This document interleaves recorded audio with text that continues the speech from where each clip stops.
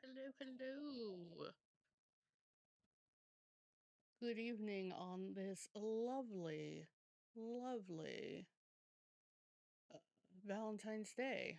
Not a huge Valentine's Day person, but um, it's definitely something that people celebrate and is fine. Uh, I am gonna be playing I Love You, Colonel Sanders. Uh, and it should be up, and I'm not sure as to why it's not. Oh, probably because I have to fix that. Okay. 1 second. There we go. Oh, you can't even see the Colonel's face. I had to. Well, we're gonna. Unfortunately, the cat has decided to sit in a different chair tonight. And my light that goes to that area is completely bonkers. So I'm gonna be playing this amazing I Love You, Colonel Sanders game. I need to figure out. I'm gonna turn on. It has music, but I think I'm gonna not play the music for copyright reasons. Unfortunately, it is intense. It's a free game if you want to pick this up on Steam. 100% free. You can just go and pick it up. I would definitely suggest it. It's intense and amazing.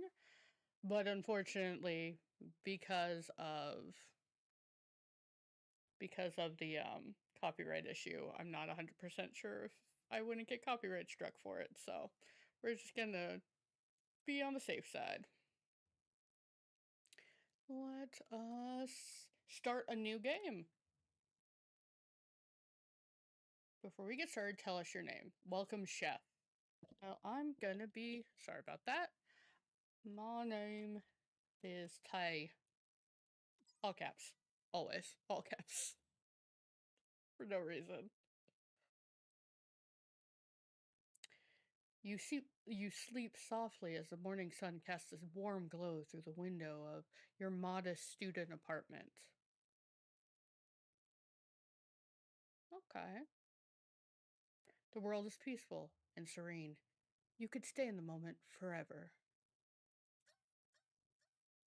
Or you could wake up now. Your first day of culinary school, your first day of culinary school is no time to sleep in.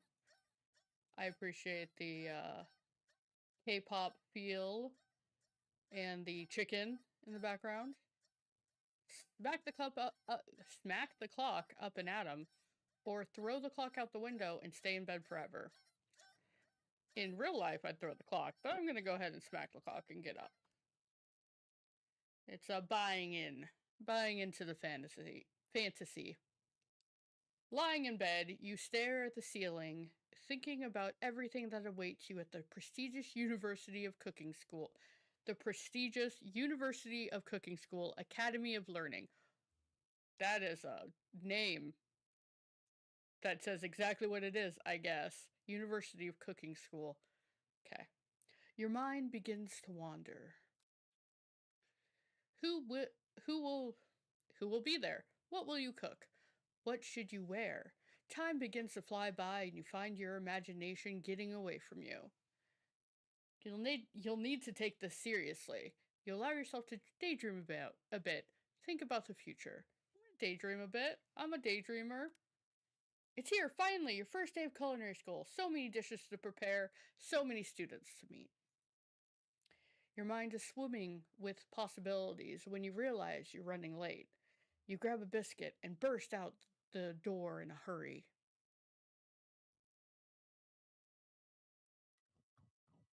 Now I want a biscuit. Delicious. Just what you need to wake up those taste buds. I appreciate the steam coming off of the biscuit. It's lovely. Yikes, you're in such a hurry, in fact, that you forgot to put any deodorant on before running out the door. You're sweating buckets as you rush to arrive on time. Uh-oh. So choosing to daydream means I don't get deodorant. Got it. I appreciate the hearts. Standing in the quad, you gaze upon the magnificent University of Cooking School Academy of Learning. Here comes your lifelong best friend forever, Miriam. Oh, Miriam's adorable. She's the most adorably awkward person you've ever met, and you absolutely love her for it. Good morning, T. Are you are you excited for the first day of the rest of our lives? Actually, I'm because I sure am excited. A little nervous. Okay, a lot nervous. I should do a voice for her. What's the It's just this morning I made breakfast for myself, but well, then I ate it and I couldn't taste any love in the food. What if I'm a no good? What if I fail? Classic Miriam. Raised by a master chef parent, she's always held herself to a very high standard. Ever since we were little babies playing together and you rescued me box, from that quicksand box, it's been clear to me that you're the most loving, caring person I know. You're going to do great. But the University of Cooking School Academy of Learning's famous 3-day only semesters for with but with the University of Cooking School's Academy for Learning's famous 3-day only semesters, I'm afraid of being left behind and never catching up. 3-day semesters? I would love to go to this cooking school. A sweet girl, Miriam had always had a flair for the dramatic. This summer, she got so nervous about her first kiss that she chipped a tooth practicing on a mannequin. Should you pep talk her or change the subject to give her some relief? I think I'm gonna pep talk her. The lady with the mask who gave me nightmares? Oh, I went too far. I don't know what I said. Okay. I clicked too much. I know she looked spooky, but she was so sweet and she told you that you were destined for great things. Remember that card with the fancy looking tower and that other card featuring the handsome fellow in the red suit? I've been waiting so long to meet a handsome fellow I could call my own. And I'm sure you will soon. In no time, we'll be graduating and you'll be delighting the world with your heartfelt cooking in no time at all. As you talk to Miriam, you can feel her nerves begin to ease. You know what? Maybe everything will be okay after all. And if not, at least I have these killer bangs. I, she's complimenting her. Oh, okay. Can you believe I cut them myself? You can definitely believe it. I cannot believe it.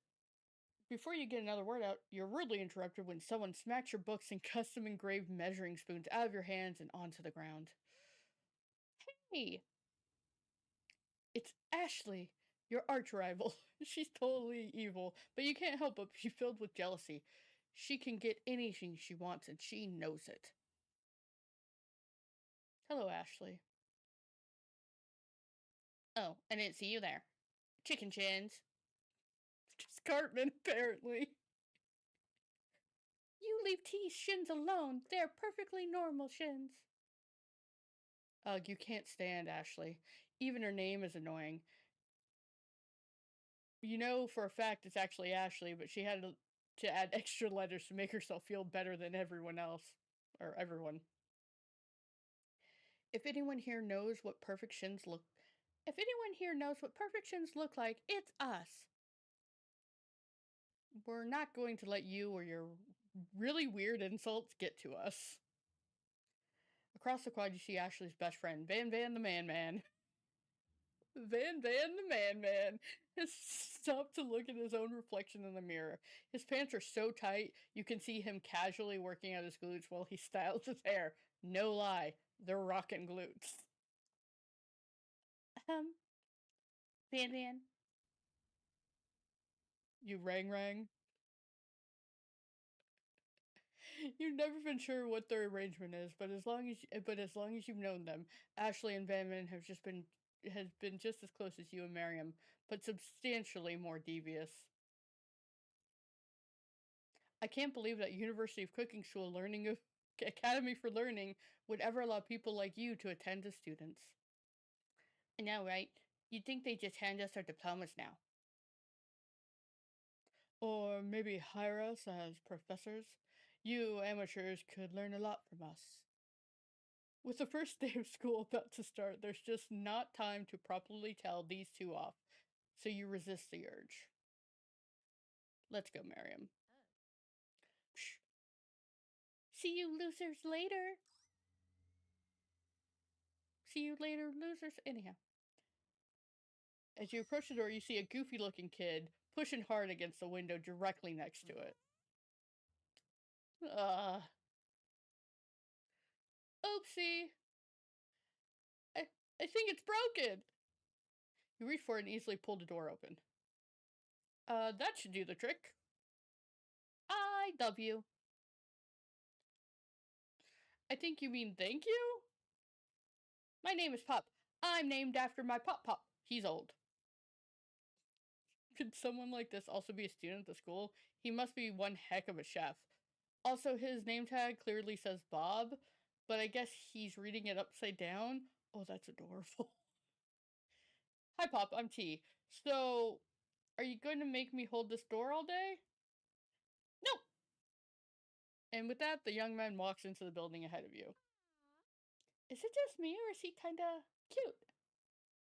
I think it's just you. He looks like he's 8, Miriam. Calm down. You both shrug your shoulders before following him into the building. You stand at the edge of the room, unsure where to sit. Other students wander in and keep themselves busy chit-chatting. A scruffy-looking pooch takes his place at the podium at the front of the class. Adorable. Sprinkles. Now, quiet down, everyone. Who is this unreasonably cute pup, and why is he in our culinary class? You must be Sprinkles, head instructor and CEO of UCAL. Please call me Professor. Hold on. Please call me Professor Dog.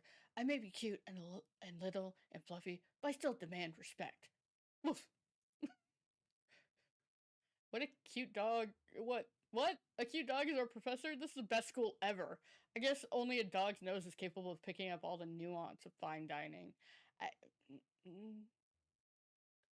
I guess if the dog has discerning taste. Out of nowhere, wind begins to rush around you as a swirl of cherry blossom petals fill the air inside the classroom. It's chilly. Someone close the window. And then he walks in. You're immediately swept in the aura of this new student and his remarkable goatee. Who knew anyone could be so handsome? Time stands still. It's him! If it isn't my favorite student, Harland. Colonel Sanders interrupts Sprinkle, sorry, Professor Dog, before he can finish the sentence. Please call me Colonel. Colonel Sanders. A hush murmur rolls through the classroom as Colonel Sanders walks down the aisle desk. Suddenly, the room is sweltering. Sweat begins to bead across your brow. You feel like everyone is looking at you, and you're not entirely wrong. And this over here must be Sweetie Sweatslot. Sweetie Sweatslot. Maybe we should open the window back up before Faucet Pits melts into a puddle and evaporates it. Oh, no, this is Van Van. Sorry. Maybe we should open the window back up before Faucet Pits melts into a puddle and evaporates entirely. Hold on a second. Nobody talks to my friend like that. You two both know my name. We were in the same kindergarten class. And what is with all your really weird insults? Besides, when T sweats, it's not gross. It's beautiful. Look at that shimmer. You turn to Colonel Sanders standing right in front of you. Colonel Sanders, beautiful angel that he is, stands before you, smiling gently, his hand outstretched. Boy, howdy. This classroom gets hotter than a... Sorry. Boy, howdy. This classroom gets hotter than a Kentucky fryer. Please, use my handkerchief. You freeze up. Colonel Sanders is talking to you. Wait, Colonel Sanders is talking to you about how sweaty you look? You're completely mortified. This can't be your first interaction. What if he never forgets this moment?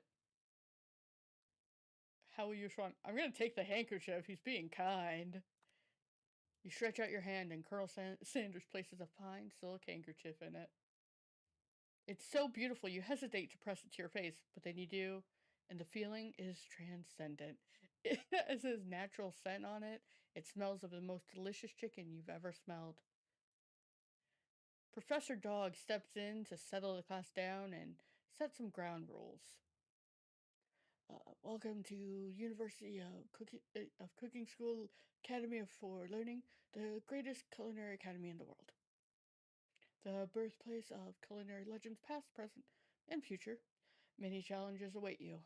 There will be tears. There will be blood. There might even be really adorable teeny food. And when all is said and done, there will be a battle. You will lift your sporks and compete in the broom cooking arena. Broom. Just then, another student enters the classroom and interrupts the professor's rousing speech. Hi guys, sorry I'm late. I hope everyone had a good summer. I really miss. Quiet! Late to class is bad enough, but interrupting my monologue? You're on the fast track out of here, young man. Are you sure you're even in the right place? Don't you recognize me? This is my third year in the school with you as my teacher. Everyone stares at him blankly. Does no one remember me? You're expelled if you utter one more word before I'm finished. Let that be a lesson to you students that tardiness is unacceptable. Even Clank made it here on time, rolling halfway across the town in his teeny wheels. You turn to see the student Sprinkle is referencing. Who appears to be some sort of industrial kitchen appliance. The class bursts into laughter. I'll clank you, rascal! Sprinkle walks in the classroom as everyone stands in silent obedience. When he gets to you, he lifts his nose into the air and takes a deep whiff. Your diet is lacking. Based on what I'm picking up here, you definitely need a multivitamin. You should be taking better care of yourself. I've never had a talking dog as a teacher before, but Sprinkle's reputation for being smart but tough is well known. You decide to try and butter him up by giving him a treat from your pocket, but what kind? Do we do a chicken snack, a rubber ball, or a beef treat? I feel like chicken snack. We're kind of rocking the chicken vibe here. Let's go chicken snack. You reach beneath your apron and return with a chicken snack in your hand. Sprinkle's eyes go wide and he locks onto it. His favorite. Well. I think there might be some competition for new star student. The furry professor immediately devours the snack, leaving your hand slick with a coating of warm doggy drool.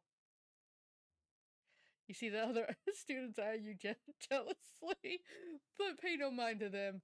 If they wanted to succeed in life, they would have learned the importance of carrying a range of dog treats flavors on them at all times. Settle down, young chefs. Take your seats and prepare to have your minds open to an amazing possibility of culinary creations. As everyone rushes to claim their favorite seats, you're left standing at the front of the room. Only two options remain. Hey T, there's still a seat here. It seems that no one has claimed this seat next to me. Well, it seems that no one has claimed this seat next to me if you're interested. Oh, two good options, but which will you choose? Do you go sit by Colonel Sanders? Or do you sit by your best friend?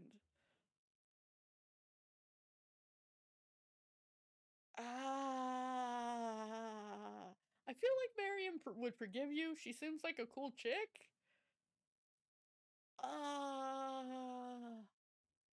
I'm gonna sit next to Colonel Sanders. The name of this game, man, it's a dating sim. I think Miriam's cool. but we gotta go for the Colonel. You move to take the seat by Colonel Sanders. It appears he brought no books, pens, or pencils. However, his perfect upright posture shows off a seriousness that makes you confident in his desire to learn. Thank you for offering me the seat. I've only had two rules. Do all you can and do it the best you can. It's the only way. You ever get that feeling of accomplishing something? That's so inspiring. Oh. A little off topic if you ask me, but okay. As soon as you settled into your seat, the professor makes an announcement. Think fast, it's time for a pop quiz. Yay, a quiz about me! This incredibly important and surprising short quiz will tell me if you're ready for life as a at culinary school. Keep your knives sharp and your focus sharper. Here comes question number 1. If a train A is traveling to point B and train B is traveling to point A, how important is it to wash your hands before cooking? Meh, depends extremely. Look at you, Pop. Looking at you, Pop. Doesn't matter at all. Extremely important. Yeah. That's right. Forest is to tree as chicken is to... Forest is to tree as chicken is to... It's gotta be feather? Night vision goggles are a slam dunk. It's gotta be feather. That's right. I swear, like, this is a really serious quiz I'm taking. Sprinkles. What is the most efficient eating utensil ever created? A comically oversized fork, a meat tenderizer, or a spork? The eating utensil? This is gonna be a spork. He also talked about it earlier. That's right. What food is best for a broken heart? Anything as long as it's prepared with love and not too much salt. Camel meat, or a pancake that looks like a silly face. I'm gonna go with A. That's right. Is Sprinkle a good boy? No, he's a talking dog that teaches at culinary school. He is the best boy, or yes, he is the best boy, of course. That's right. Perfect score. 5 out of 5. Such a good student. Wow, be honest, did you cheat? Who are you cheating on? You looked up to see Colonel Sanders has been watching you tally your score. He's impressed. I know we just met, but I have to confess. I think you have a mighty beautiful brain. Hot diggity T, you just scored some major Colonel Sanders points with that performance. Sprinkle, may I have your attention, students? Oh, that's Colonel. Hold on. May I have your attention, students? I have an important announcement to make. Time for lunch. Well, the cafeteria is nice as any restaurant you've ever eaten at. It makes sense that a school dedicated to cooking would also be serious about eating. A delicious fragrance wafts through the room, tickles the ends of your nose. Your mouth waters. Do you smell that? That must be our lunch. It smells crazy good. Everyone, can I have your attention? Is it about lunch? No, I just want to apologize for my tardiness. You see, Howdy, folks. I'd like to make an announcement. Hey, It's about lunch. Everyone cheers. Yay! But Lunch, lunch, lunch! She said shh. In honor of the new semester, I have prepared something special to share with everyone for lunch. That must be the smell I smelled! Indeed, that smell. You hold your breath, waiting to see what food this mysterious student has created. You've heard that he's very talented, but were the rumors true? Is this? Colonel Sanders lifts a large bucket above his head. The contents glimmer in the light. Piled high are huge pieces of chicken, breaded and fried to a crispy golden finish. The aroma envelopes you and you begin to feel warm and safe. Colonel Sanders has filled a bucket with, with chicken? What a novel concept. Your stomach begins to grumble as if to say, stop thinking and start eating. For years, I have developed a secret recipe for the perfect fried chicken. By my calculations, nothing less than 11 herbs and spices are required to achieve the perfect balance of flavors. You look around and notice that every other student has a pen and paper and is scribbling notes as fast as they can. But that's all I'll say about that. What? You think we want your stupid secret recipe, dude? Pshaw. Nah, my dude, nah. I'm just drafting a last will and testament in case one of those ingredients is poison. Got him. He looks around nervously to see if anyone else is laughing at his sick burn. You wait to see what zinger Ashley has prepared to follow up, but she suddenly takes a different approach. Yeah, and I was writing in my diary. Dear diary, today I spelled something beautiful. I knew at that moment that only the hands of a true gentleman could fry chicken so tender. You see her body language change from bitter and evil to sweet and innocent. As she slides closer to Colonel Sanders, she realizes that he is destined for greatness and fame with cooking skills like this. She wants them all to herself. Oh, please. Well, Van, the man, if you don't want any, I'll take his. Whoa, hold on. I mean, I guess I'll try it. I'm getting. He takes one bite and his eyes grow wide, and he starts contorting his face as he tries to hold in his pure exhilaration and act unimpressed. Easy now. There's enough for everyone. Please, my fellow classmates, dig in. You take one of the pieces of fried chicken out of this bucket and sink your teeth into it. It's amazing.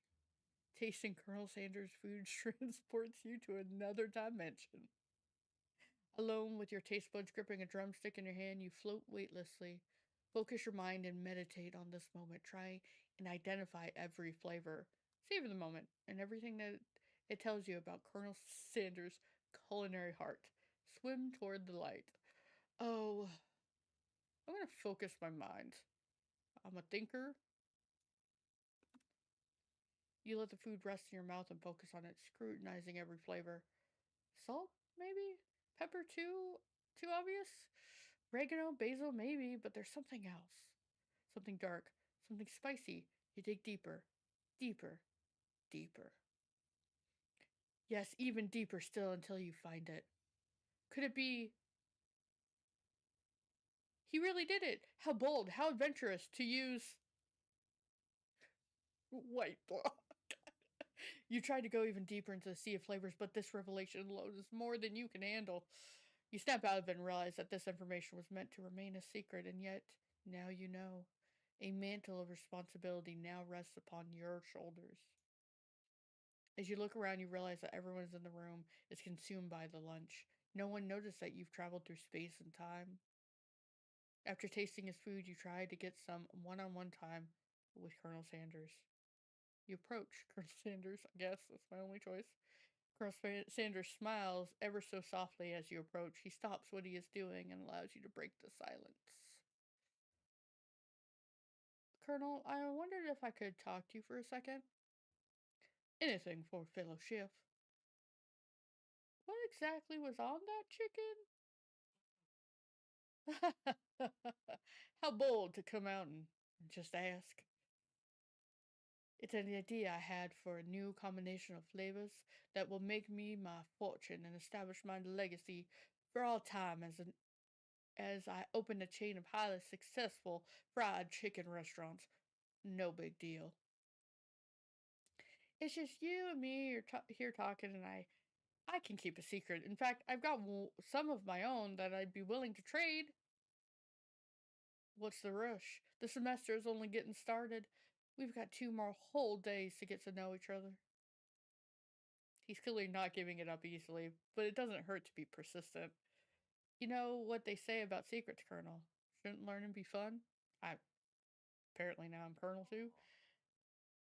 You've got moxie, I'll give you that. Colonel Sanders looks both ways to make sure you're truly alone and then leans in. You can feel his warm breath as he whispers. Just one ingredient, but you can't tell. I use Manemana. It's something my great grandmother taught me. Manemana. Wow! Manemana. Wow! You've never you'd never have guessed that. In fact, you're not even sure where you'd get some of it if you searched. And Manemana. Manemana. Definitely isn't the flavor you tasted before. So now you're 2 ingredients closer to knowing the full recipe, but you don't tell Colonel Sanders that. While you're wrapped up in that huge revelation, you notice that Colonel Sanders has disappeared. While everyone else is still in the cafeteria, you decide to look for him. You find Colonel Sanders outside, standing in the quad. Oh, it's you again. Howdy. Sometimes I like to come outside and look at the school buildings. I think about how my story will continue on after I've graduated. It sounds like you have big plans. I dare say the biggest. I will leave my mark on this world, you can bet on that. Alone together for the first time, you figure now is the perfect moment to show your personality to him. Negan to show your own strength. Wow him with a big idea. To add an additional ingredient to really spice things up. Or be modest but thoughtful. I'm gonna wow him. You know about that. I was thinking about your secret recipe. I don't doubt it. It has a way of leaving an impression on all who taste it. You decide to show him that you also know a thing or two about blowing minds with new flavors. I actually had some thoughts how you could improve it. Improve it? You want me to change my secret recipe, and you think you can do better? Have you ever heard of a habanero pepper? Habanero pepper. Heard of them? I tend an entire garden of chili pepper varieties: habanero, poblano, cayenne. But that's not the point. You can't just toss new ingredients into my secret recipe and expect to improve it. A recipe is about balance. It involves careful considerations and refinement. I didn't mean to. Let this be the last time you improvise on my recipes, T. I'm headed back to class for the next lesson. Eh, you try to show off. You try to be a. I don't think I like Colonel Sanders that much. He's not even like interested in constructive criticism. A little lame. That certainly didn't go as planned. You better head back inside, but you wait a moment so the Colonel Sanders doesn't think you're desperately chasing after him. You step into the massive cooking arena where the afternoon lesson will take place. Each student gets an oven and all the tools and ingredients they could need. Look at this place, it's magnificent. Finally, we get to show our stuff.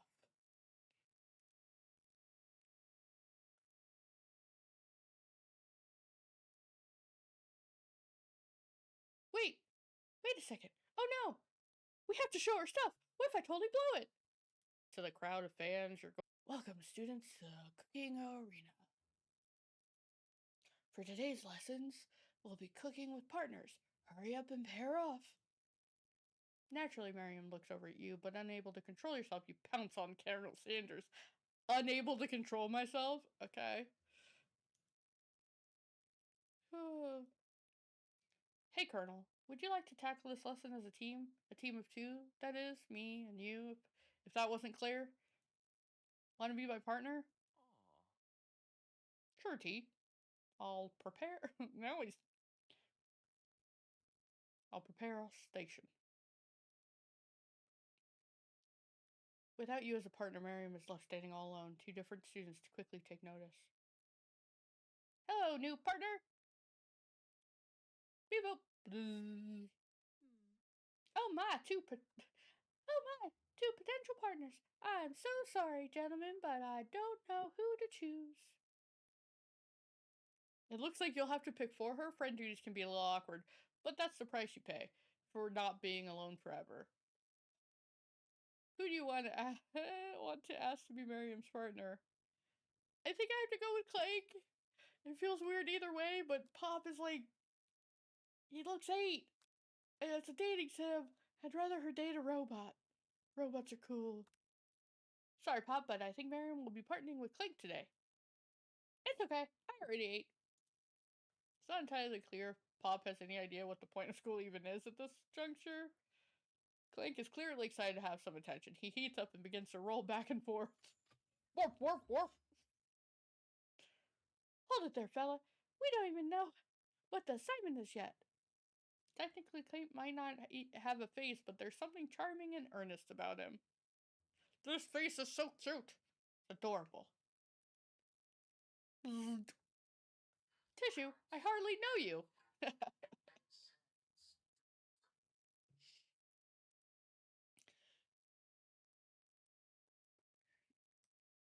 Clank judders and a panel shakes loose. You get the impression that this is a sign of affection.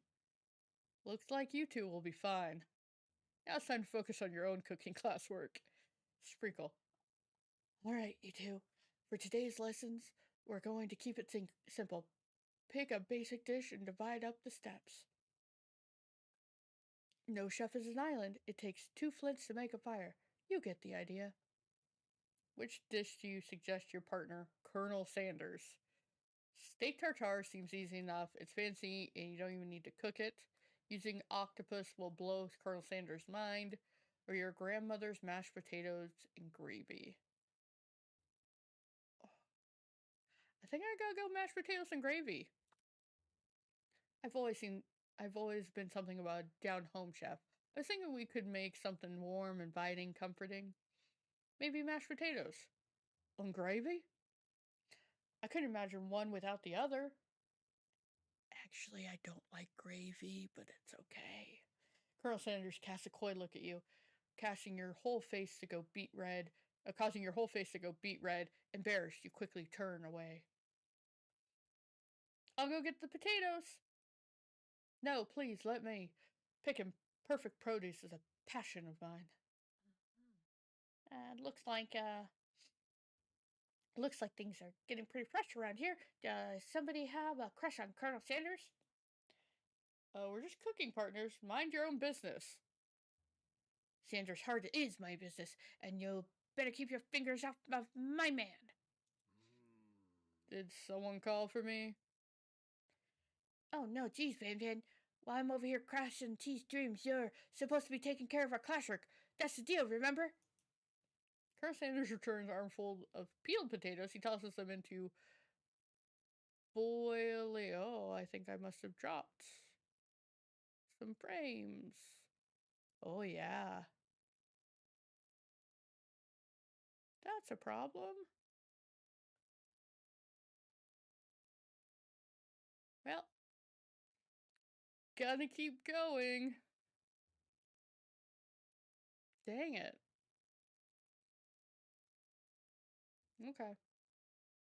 Let me just make sure my...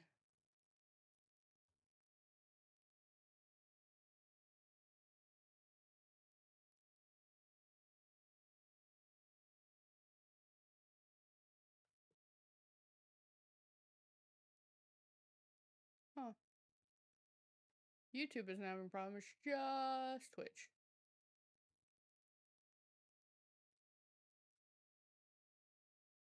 Huh. Alright, well, I'm gonna keep going in the hopes that... Well, it is what it is. Colonel Sanders returns, armful of peeled potatoes. He tosses them into boiling water and turns his attention to you and your old friends. Oh, howdy there, Ashley Van Van. We were working on in a quartet. Are we working in a quartet instead of a duet now? Actually, no. It looked like T was struggling, so we offered to give him a hand. You know how it is. These young amateur chefs need a lot of mentoring. I was gonna say, Colonel Sanders, maybe I could teach you a thing or two. about fancy food. Maybe one day you might be able to get up to my level. Ha! Doubt it. Don't be rude, Van Van. Personally, I have no doubt whatsoever about Colonel Sanders' ability to concoct creations worthy of admiration. After all, your fried chicken was quite spectacular. But Colonel, if you ask me, I might make a better partner for you than this thing that has positioned itself as at your station. Don't you feel deep down that we cast complementary shadows? We fit together like a thigh and a drumstick. It just makes sense. Nothing about this makes any sense, but one thing is clear, she's coming for Colonel if you don't watch out. Ashley is really going at you hard. You need to ask for some backup here before things get ugly. Turn to Colonel Sanders, hunk of hunks in your time of need. Turn to Miriam, your bestie who always has your back. In real life, I go with my bestie, but I'm here to learn and express myself via my cuisine, not bicker with prima donnas. Partners were chosen at the beginning of class, so let's all respect the format, okay? Turn to Colonel Sanders to confirm that you're on the same page. I chose Colonel Sanders, and Colonel Sanders chose me, isn't that right? A businessman respects all fair agreements, from contracts to handshakes. I took on T as a partner for this activity and I stand by it. Based on your team's behavior, I'd say you're perfect for each other. Neither of you has T's natural talent or their loyalty. Being defended by Colonel Sanders leave you feeling proud and full of potential. You look for Sprinkles, in hopes that he might step in, but he's nowhere to be found. Darn those cute corgis and their short but sturdy stature. You look down at your station, realize that in the tension of the moment, your hands have been cooking on autopilot. Distracted by the drama, you're already crushed the boiled potatoes into a perfectly creamy mashed texture with plenty of butter and cream for flavor. It's as if your natural passion guided you through the steps you know so well while your attention was elsewhere. If only cooking was that easy. I know just what to do. Colonel Sanders extends his hand. He holds a beautiful white porcelain gravy boat, out of which pours a smooth brown gravy, smothering your nearly finished potato dish. Gravy flows down the mound of mashed potatoes. The result looks spectacular. Granny would be very proud. Colonel Sanders holds a spork out to you. You reach out and grab hold of it, but he doesn't immediately let go. The two of you stand holding the same spork, and for that small moment, all the madness and pressure in this crazy world stops. Your eyes lock. The moment is electric. Time stands still. If you love something, set it free.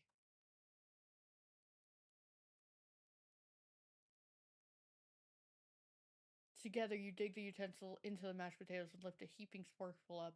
When you see Ashley with a sinister look, you know she's plotting against you to be with Colonel Sanders. And then, filled with rage and without thinking, you fling the sporkful of mashed potatoes right into Ashley's stupid, beautiful face. Vivid! Do something! Do something! Scooping up a fingerful, Van Van tastes the dripping mashed potatoes and gravy and realizes that it's delicious. Horrified by this revelation, he slinks away. Will he ever be able to cook something with so much love and integrity?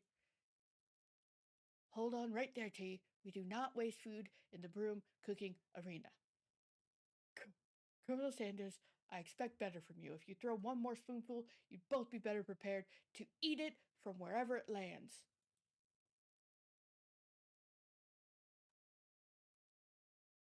Can I ask Potato's face? I Pinman rushes back over, a covered dish in his hand. Mashed potatoes with gravy? Pathetic. Oh, this is Pinman. Mashed potatoes with gravy? Pathetic. In just a few minutes, I've prepared a full meal. Gaze upon my specialty braised tentacle of octopus in my silky saltwater sauce. Plated on a battle axe blade, forged by my supreme chef ancestors. You've ignored me for too long. That ends now. It is I who will have first bite, and you who will look on with envy. The interrupting student rushes at Van Van and swipes a bite of his signature dish right off the plate. No, don't! Something about this dish doesn't strike my nose quite right. I think the octopus was rushed and may have turned in the process. The result could be toxic.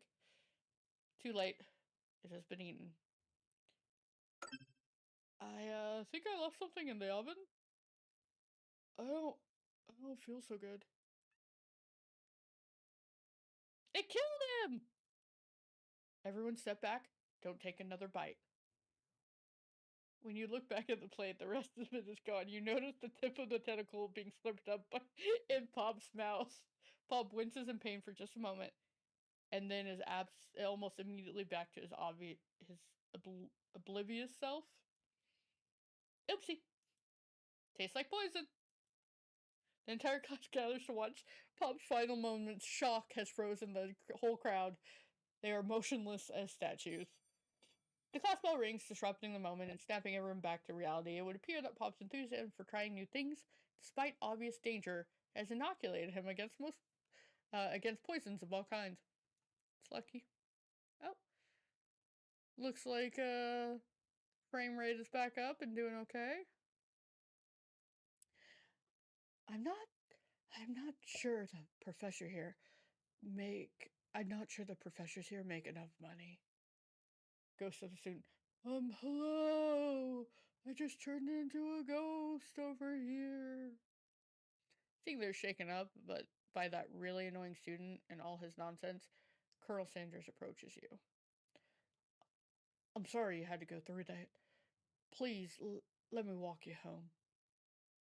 What? Like, for real? Oh, come on. You follow Colonel Sanders out of the room. At night, the school building has taken... Hold on 1 second. Someone decided to join us. She's gonna curl up. I don't have a light on her, though, unfortunately, because my light died.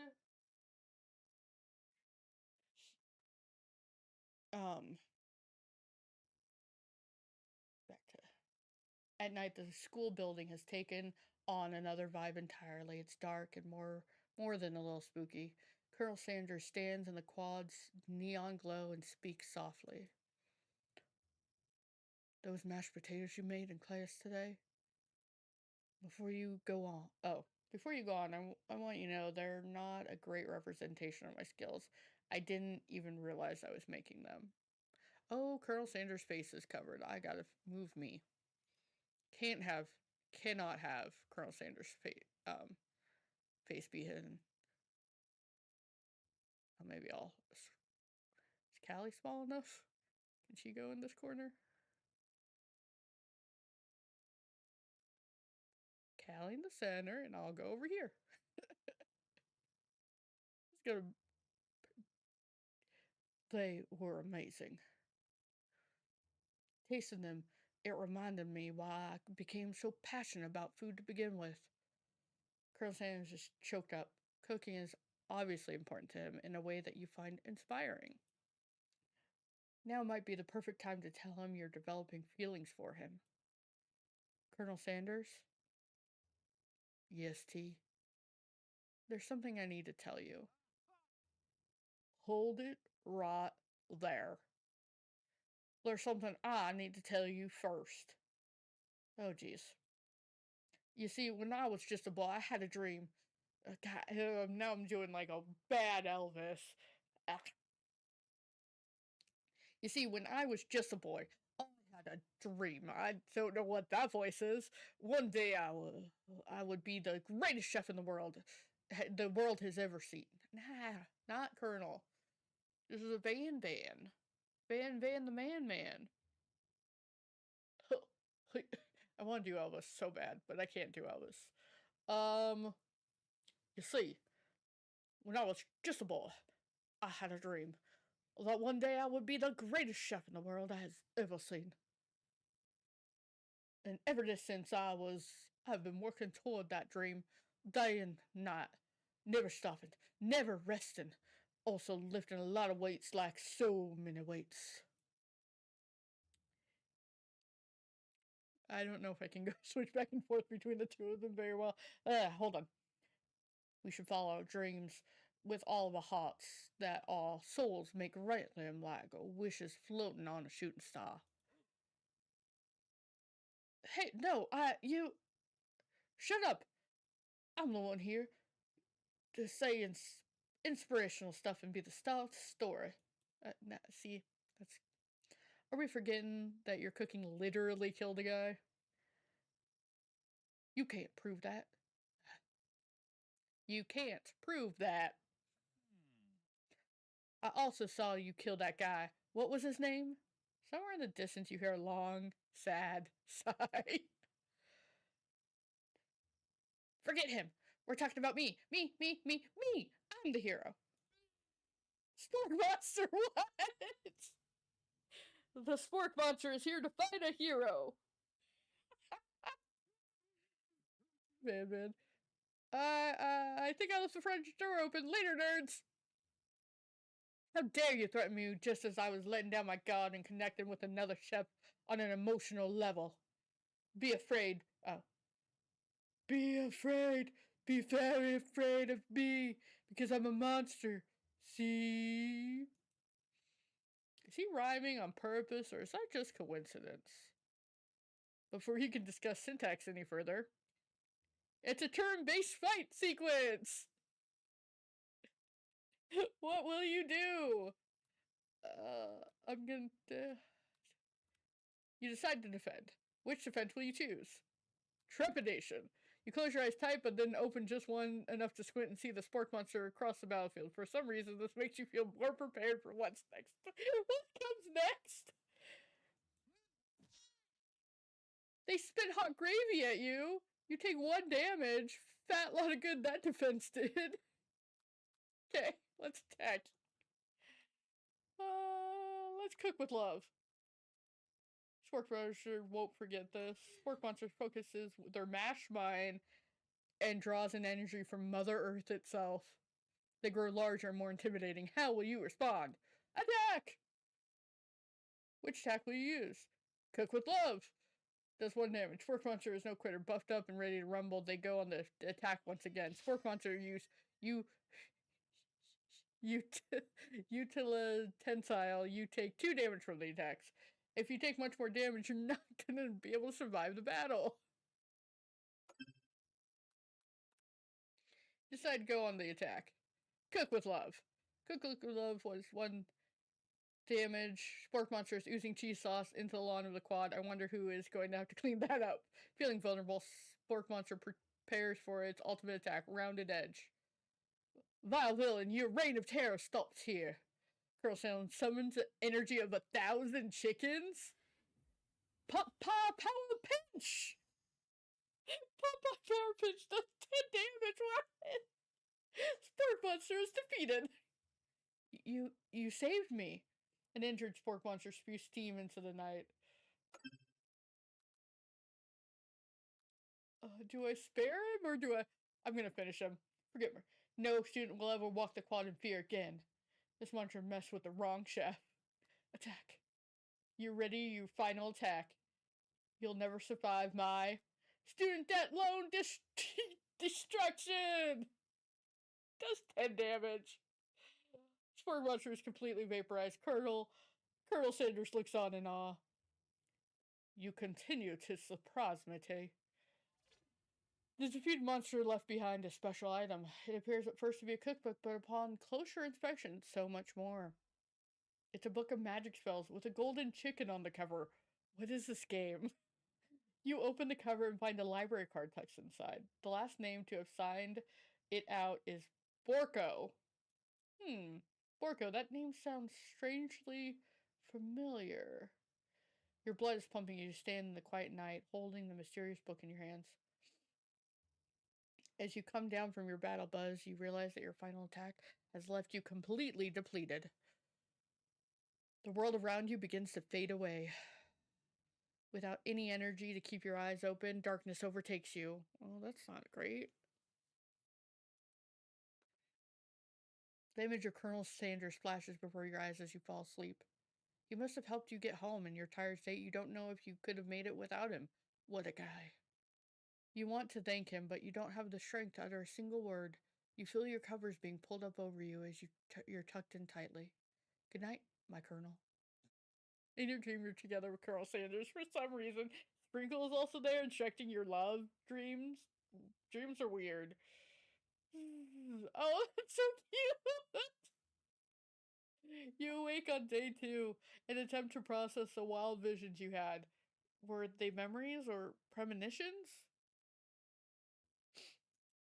You lie in bed and stare at the ceiling, thinking about the secret you discovered while tasting Colonel Sanders' cooking yesterday. You can't believe he really used manamana. And then there's a secret ingredient that Colonel Sanders went ahead and told you outright. Not much of a secret, huh? It's probably just because he really trusts you so much. Sure, that makes sense. We'll go with that.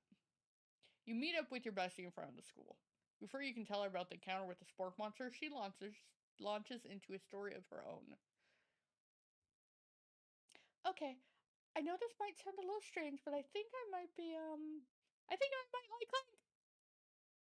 Like him? Like? I know, it sounds like it's moving too fast, but there's something about him. I like him. Like him. We got to talking after class, and he's actually a totally sweet guy. Not only that, but he's really smart. He told me all kinds of stories about Colonel Sanders. Did you know that Colonel Sanders was the most popular kid in his high school? No, but that does make complete sense. Yeah, but he was so popular that he was voted prom king at the school he didn't even go to. And also, the convertible that he himself rode in at the front of the home and was also the convertible that he himself rode in at the front of the homecoming parade. I'm thinking maybe something got lost in a pressure cooker language translation there. Either way, maybe it'd be best if you took it slow with the new boy, like I am with Colonel Sanders. You and Colonel Sanders, the coolest guy in school, the most famous student ever attend University of Cooking School, Academy of Learning? You're a thing now? We definitely connected yesterday. Aha, you sure did. You're great. Why wouldn't he be into you, I guess? Laughing at the implication that you and Colonel Sanders might be a thing is definitely not cool. You are great. You have an idea about how to prove that your love is real. Well, if he's not into me, why did he tell me one of his secret ingredients?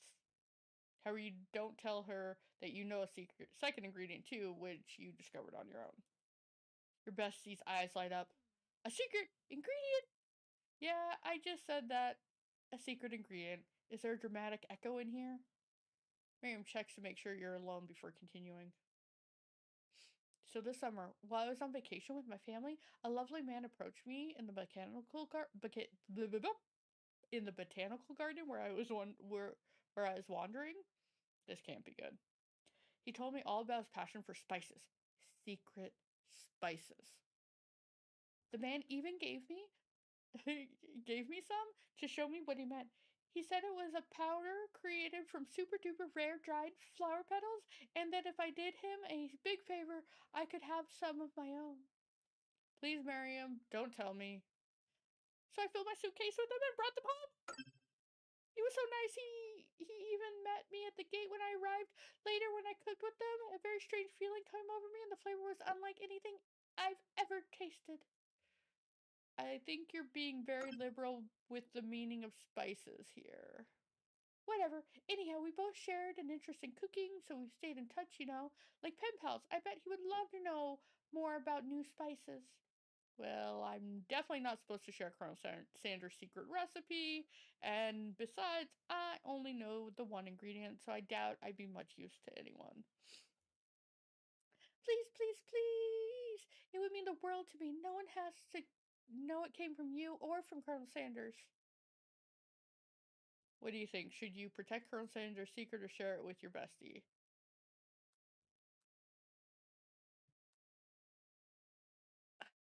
You didn't give me real choices. Tell her the ingredient Colonel Sanders told you, or make up a fake ingredient. Can I tell her I'm not going to tell her the secret? Is that an option? Option 3? I'm just going to make up a fake ingredient. You quickly think of a fake ingredient name. I don't know. How about It was I have Newt. I know, sounds like some kind of witch's potion, but what can you do? I have Newt. Well, I have Newt. Well. Her eyes light up imagining such a thing, and you figure that you've satisfied her curiosity and she'll move on. However, she immediately turns around and does some thumb typing on her phone that you can't quite see. That's probably not good. Before you can ask her to confirm what she's definitely not texting secrets to other people, you're interrupted. A wind rushes. Cherry blossom petals fill the air. It's Colonel Sanders. He's arriving at school. I'm just gonna stand back and admire him. Colonel Sanders' horse is truly a thing of beauty. It is a very pretty horse. Without ever acknowledging that he's being watched, he does a short horse dance before dismounting with a flourish. He then slaps the beautiful creature gently on its rear, sending it running free into the countryside. Okay. You are so struck by the sight of him that you lose the ability to speak coherently. Okay?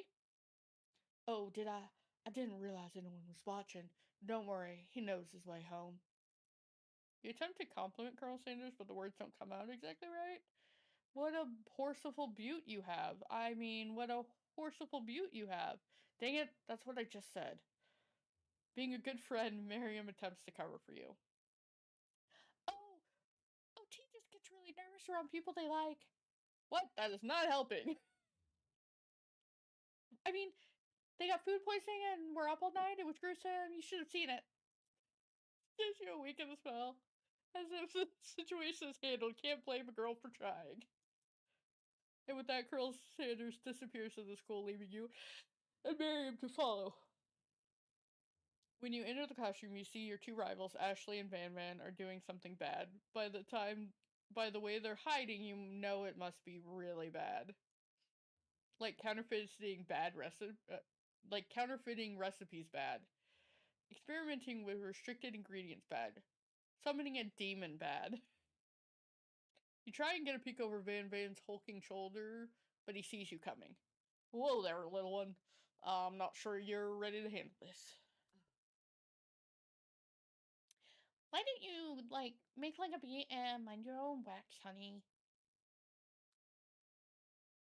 I'm gonna pretend I'm not interested, but try to get a look. Because otherwise I have to tell him to stop acting immature. You sit near the rivals, but leave your back turned to them. You even hear Van Van muttering something that sounds a bit like a magic spell. However, he notices you eavesdropping. You try and cover your tracks and improvise an excuse. It's time for class and you're distracting the rest of us who want to learn. Now you've upset them. Oh, and you're the Emperor of Cooking, are you? You make the rules?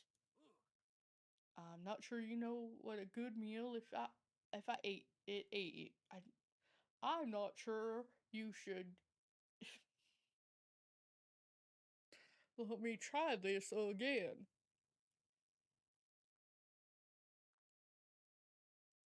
I don't have a good.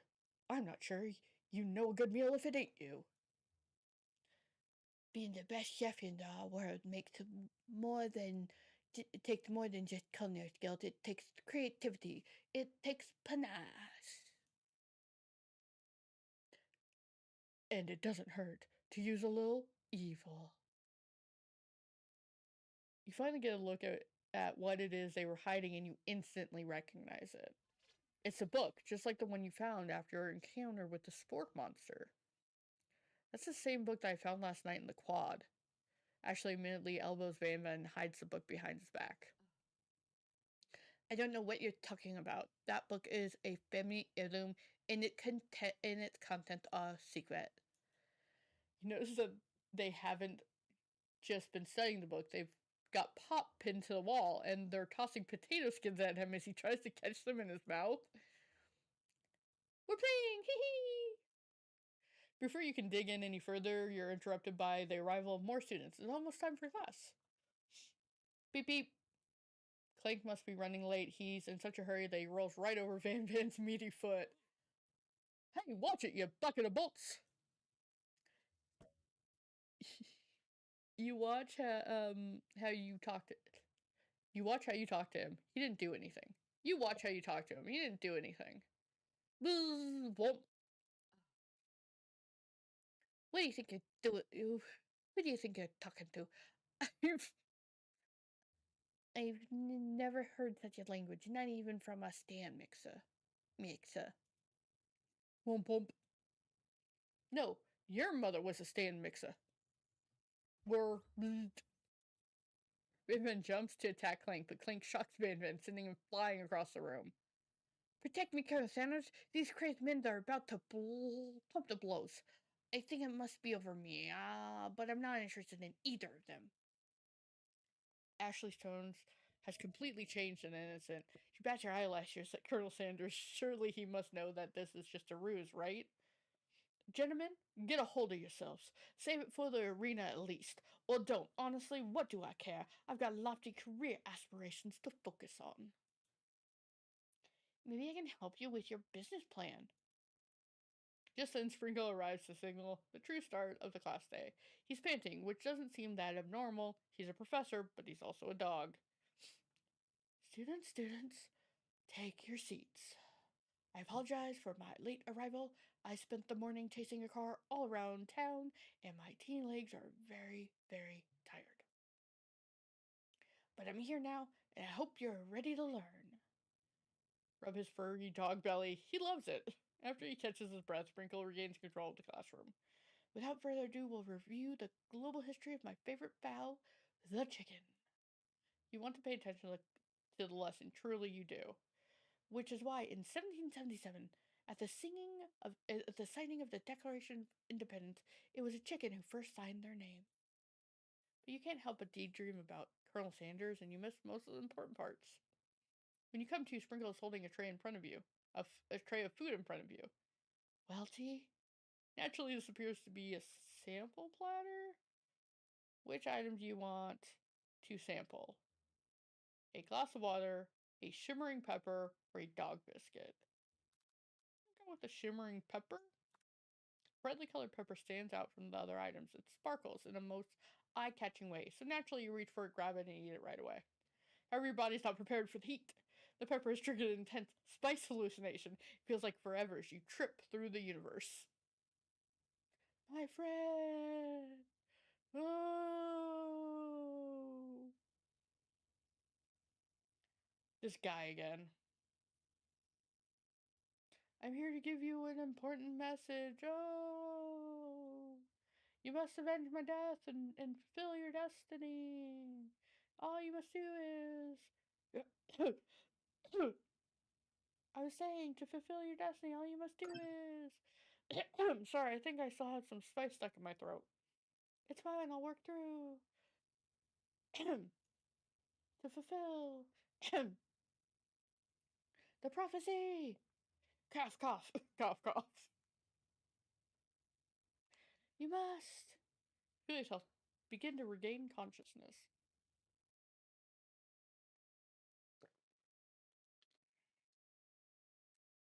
Oh man, you come to and find everyone staring at you. That pepper was the last of its kind on Earth, and now it's gone forever. You think to yourself, geez, I should pay better attention. We all make mistakes. I'm sure he'll forgive you someday. Come on, it's time for lunch. Before anyone can relax, the cafeteria lights dim, and your rivals enter to make a dramatic announcement. Today's lunch will be prepared via timed competitive cook-off.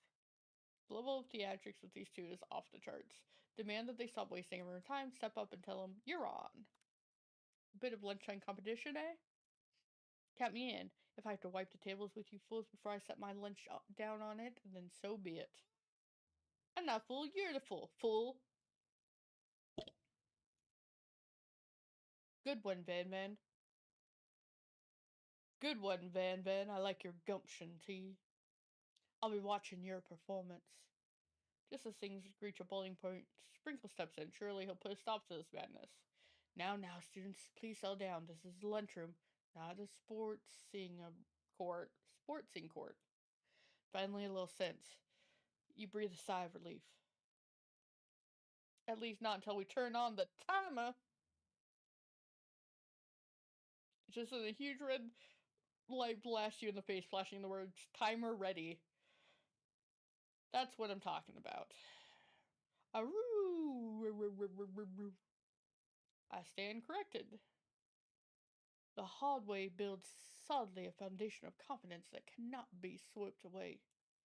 And that's an original quote by me, in case anyone was wondering. I hope its message lifts you to a victory. Like a diamond, I formed under pressure, and now's my chance to shine. I will defeat you myself.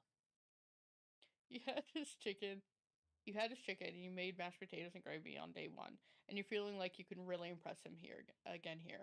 It's time to boil some water for the potatoes. Think fast. If the timer runs down, you'll be forced to pick randomly. What temperature is boiled water at 100? That's right, but how would you have gone into school without knowing that?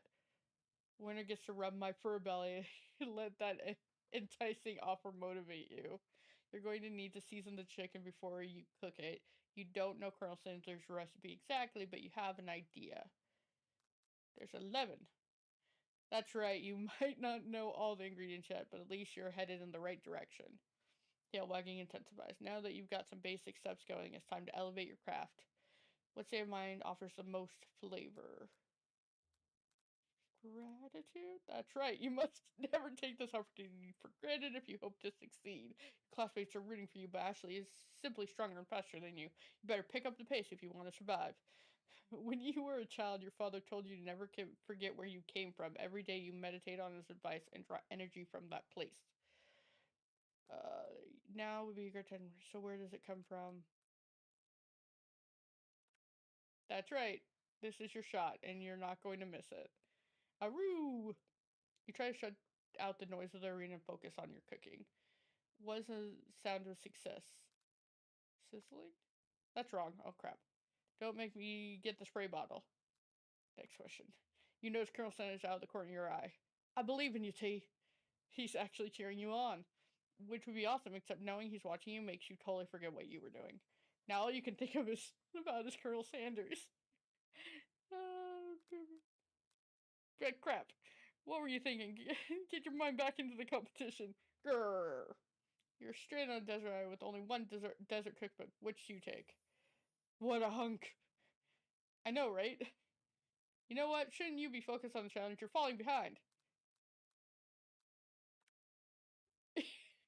Crafting spectacular fried chicken and delicate baked biscuits? Woof woof. You're really struggling to keep up. At the next station over, she's already begun plating her elements of her dish. It's colorful and complex. To make up time, you toss your biscuit dough in a stand mixture as you do the crowd grats. Yikes! Zoom zoom. I know you love nothing more than seeing a fellow appliance utilized in the kitchen battle, but sometimes that means sacrificing personal touch. Brr. You might not have any hands, but T does, and good chef needs to be touching the dough to know when it is properly mixed. There's an easy way and a hard way. You don't get far by going the easy way. When you hear everyone talking, you realize how serious your error was. You immediately shove your hand in the mixer, rescue your dough before it's overmixed. T, no! But you're not fast enough and your hand gets stuck. It's immediately crushed by the quickly spinning beaters. There's no way you'll be able to use that hand for the rest of the match. Colonel Sanders shakes his head in shame. What you often find is that the easy way can turn out much, much more difficult. Everyone stops what you're doing right now. This battle is over. It can't be. I was so close to finishing my dish. Sweetheart, look at your hand. You simply can't go on. That's too bad. And here I am with a complete dish, ready to serve. Surely that makes me the winner by default. No, no, no. It wouldn't be fair to compare the two on account of T's injury. You see Sprinkle begin to lick his doggy chops as he locks onto the dish.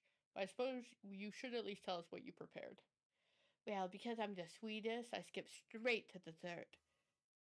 Under this white chocolate dome, you find a wide array of delights, taking you on a journey of flavor that tastes good and tells a story of excellence. I was going to ask T to do the honor, but since you're injured, I'm afraid that pouring this cream of delicate hot chocolate sauce might be too difficult. Colonel Sanders, if you wouldn't mind lending me your strong, steady hand. Colonel Sanders pours the hot chocolate sauce on top of the dome, causing it to melt away, revealing the ingredients hidden inside. Inside, you'll find a delicate fried cheese croquet, Atop a slice of honeycomb, ice cream two ways, tender nougat, and a pearl of blueberry gelée. Colonel Sanders seems intrigued, but perhaps not impressed as he dips his finger into the chocolate sauce. Simplicity isn't your strong suit, is it, Ashley? Oh, you. Oh, you. Hee hee hee hee. Internalize the rage you feel. Put yourself between Colonel Sanders and Ashley. As he places a sauce-covered finger in his lips, Ashley leans over and whispers something in his ear. A dab of sauce sticks to his mustache. I'm gonna internalize it.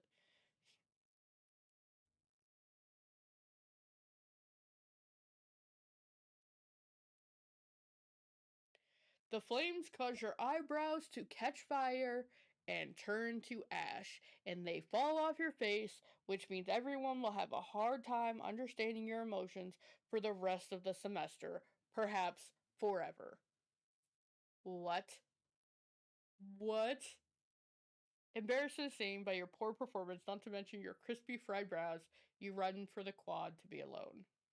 The beautiful weather feels like an insult. Inside of you, a storm rages. It's Colonel Sanders. He's probably here to tell you that he and Ashley are in love and he's decided to get married. And he won't even ask you to cater his wedding because you're a terrible chef and an awful person. You try to hide from him, but he approaches you directly. The calcifer has moved.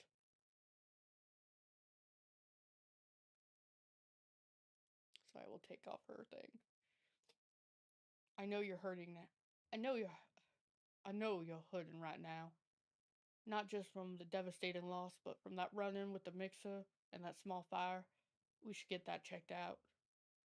I'm fine. Can't you just leave me alone? I'm a loser. I'm not fit to fill your fryer. I'll never be a master chef.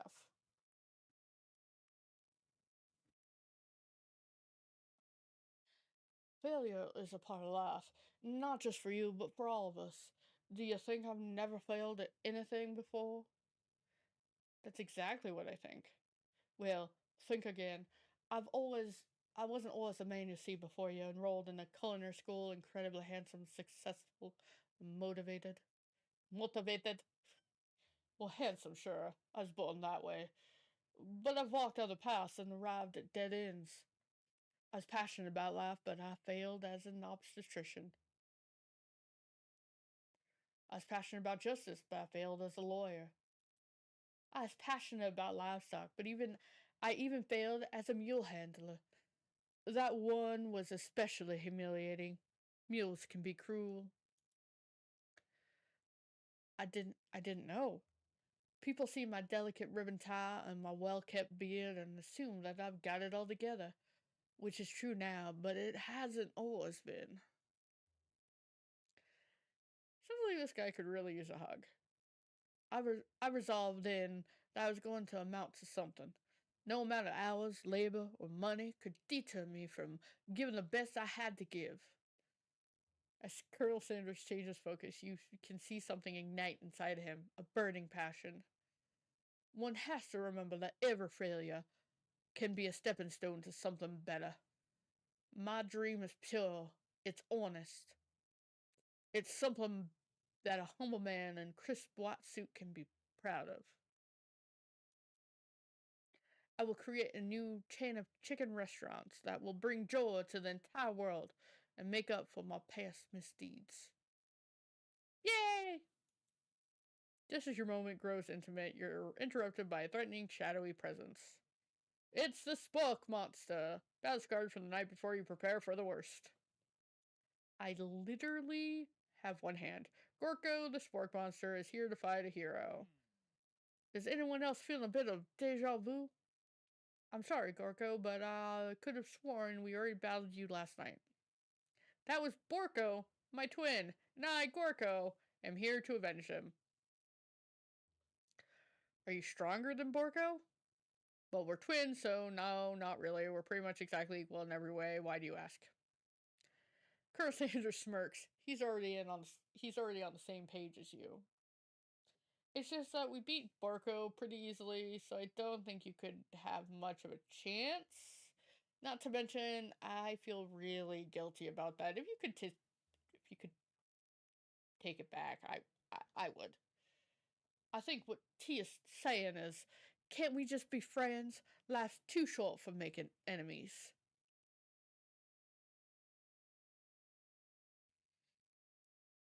I suppose we really don't need to fight. It's just that I have got these pointy teeth and claws. All the better for enjoying tasty food. Surely you'd like to eat, don't we all? Of course I do. Inspiration strikes and you come up with a quick idea. Chomp on this. You toss a biscuit into Gorko's open mouth and he devours it in one gulp. Delicious. You're much nicer than the evil students who once upon a time turned me into this creature who stands here today. I don't believe it. You were human once? Well, no, I was a chihuahua, but I was still a student at the school until one day some mean kids with a magic spellbook cast a dark enchantment on me, and I was forever transformed. A magic spellbook. Precisely. Borko used to have a copy, but somewhere along the way I've lost it. If you find such a book, I beg you, respect it. You're a powerful chef, and you shouldn't rely on such dark and evil magic. No, you should be protecting the innocent from those who cheat them through sorcery and guile. If you need me, don't fear. I will be there. It sounds like there are some bad cooks in the kitchen of Lefty. Together, I'm sure we can defeat them. Come back to my hideaway and we can discuss. Personal invite. You can't imagine what Colonel Sanders' home must be like, but it sounds like you're about to find out. Of course, there's a chicken. Oh my god, look at baby Colonel Sanders!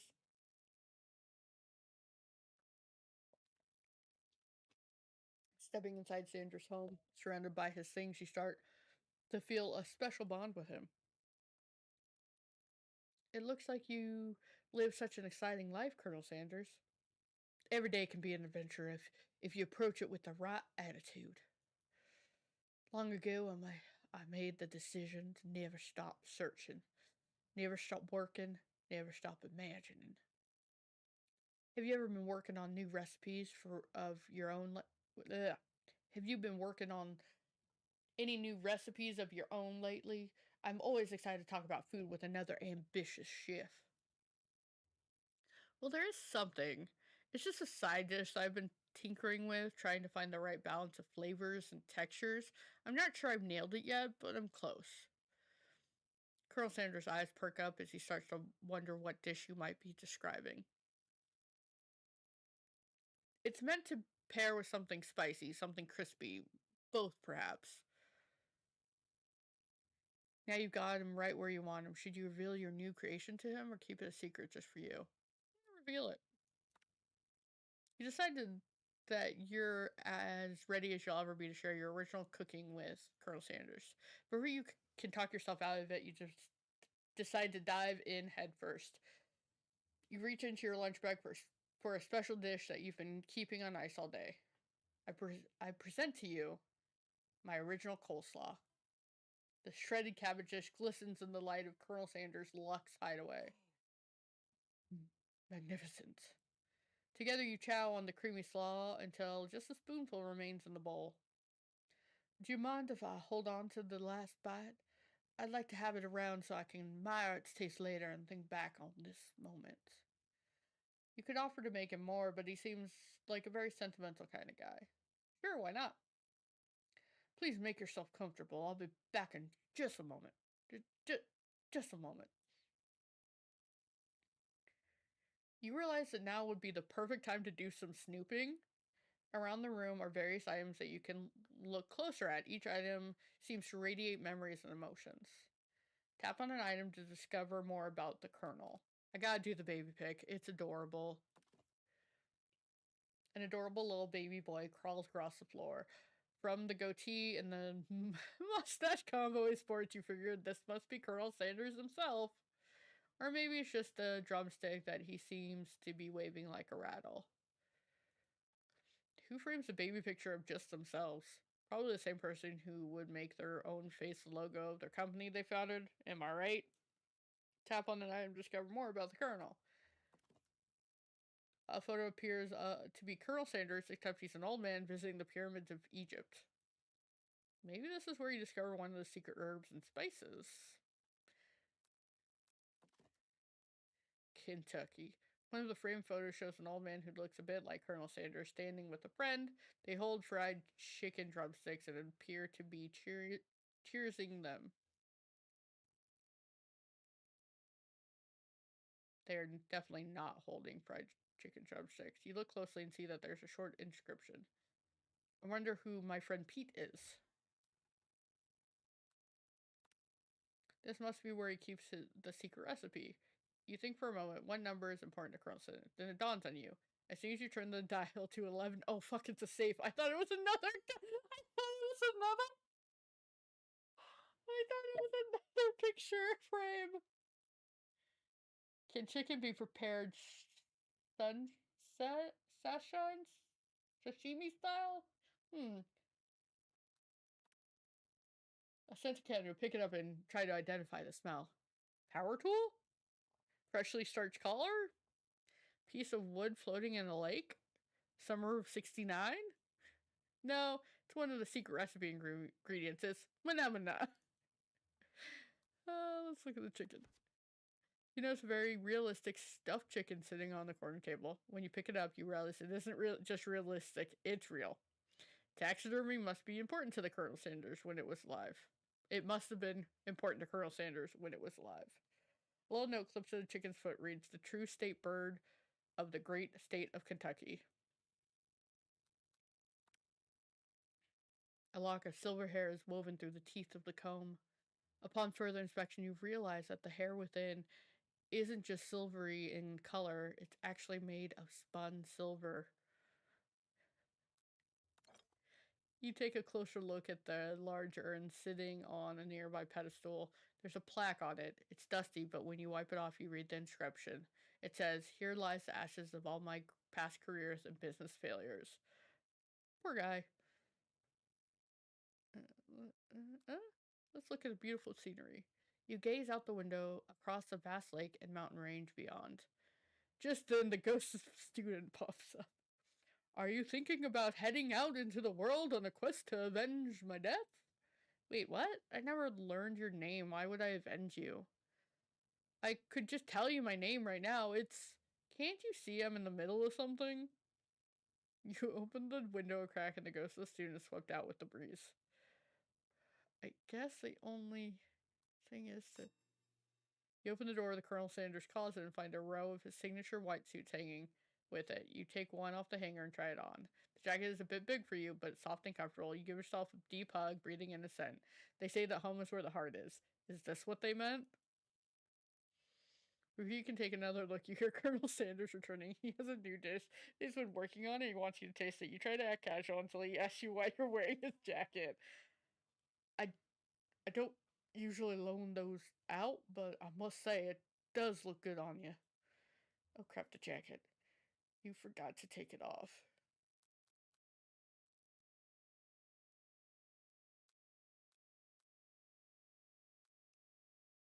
Oh, I don't know what to do.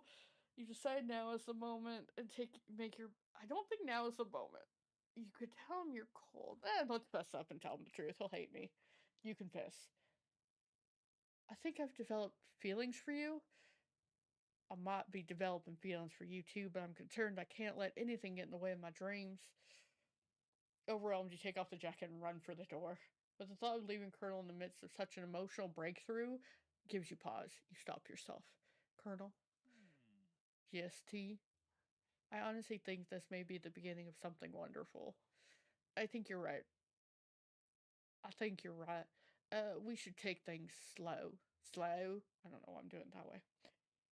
You talk late into the night and drift off into a slumber at his place? Dream sequence! Nice. The ghost.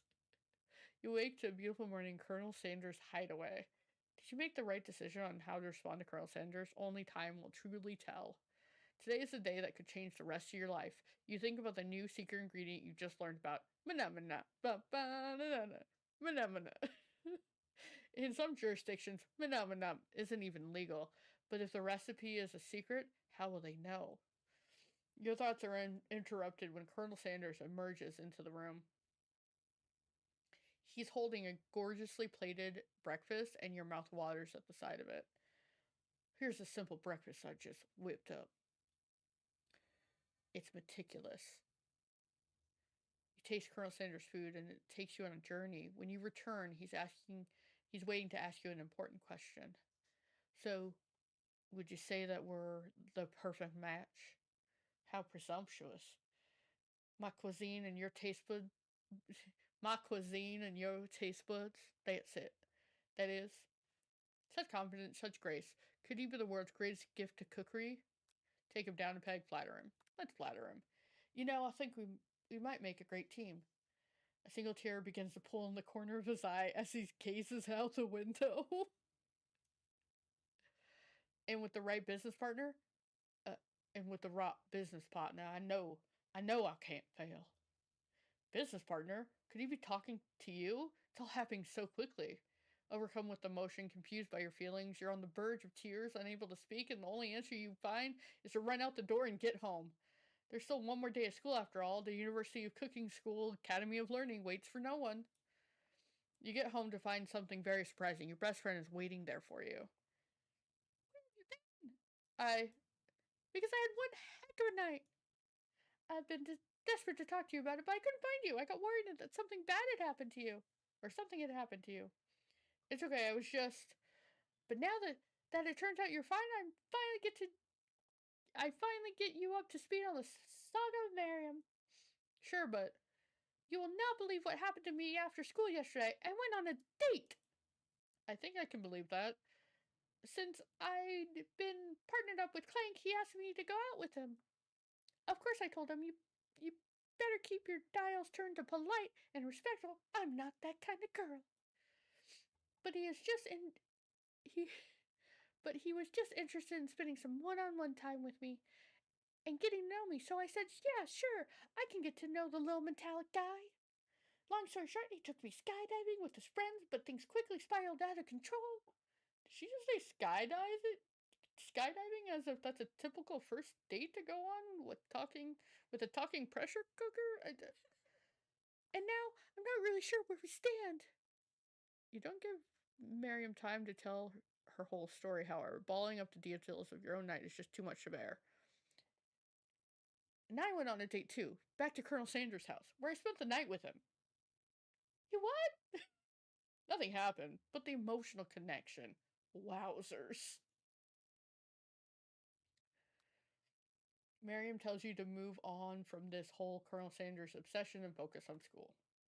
If being obsessed with Colonel Sanders is wrong, you don't want to be right.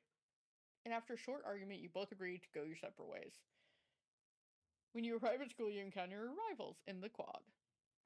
You can tell from the distance that they're picking on Pop, though he himself might not quite grasp that fact.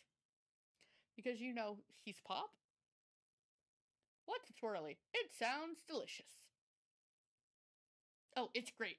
I'll order you up one right away. Oh, I'll have my swirly with sprinkles, please. Hey, Sprinkles, this is Dog. It's a treat. You can get your squirrely dip too. Why do you guys pick on someone your own size? Because I'm literally the biggest person at the school.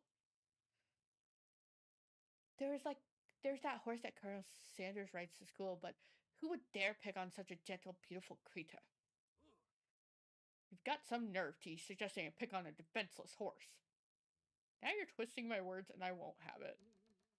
You clench your fist, but the injury from yesterday's mixer accident makes you wince in pain.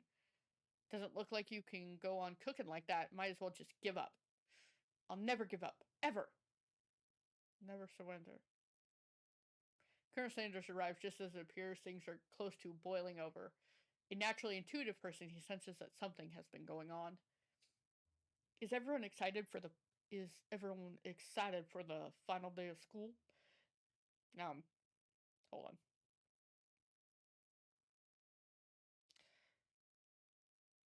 Is everyone excited for the final day of school? T, how's that hand feeling?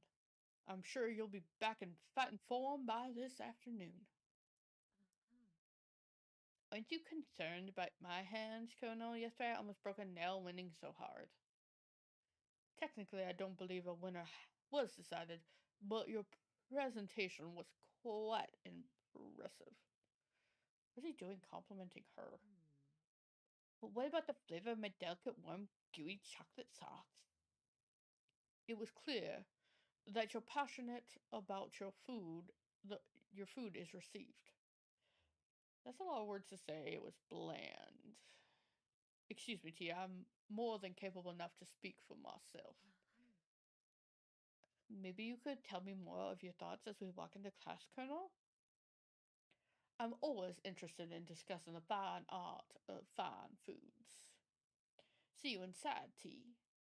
Annoyed by Colonel Sanders' inability to see Ashley for who she really is, you walk across the quad to get some distance.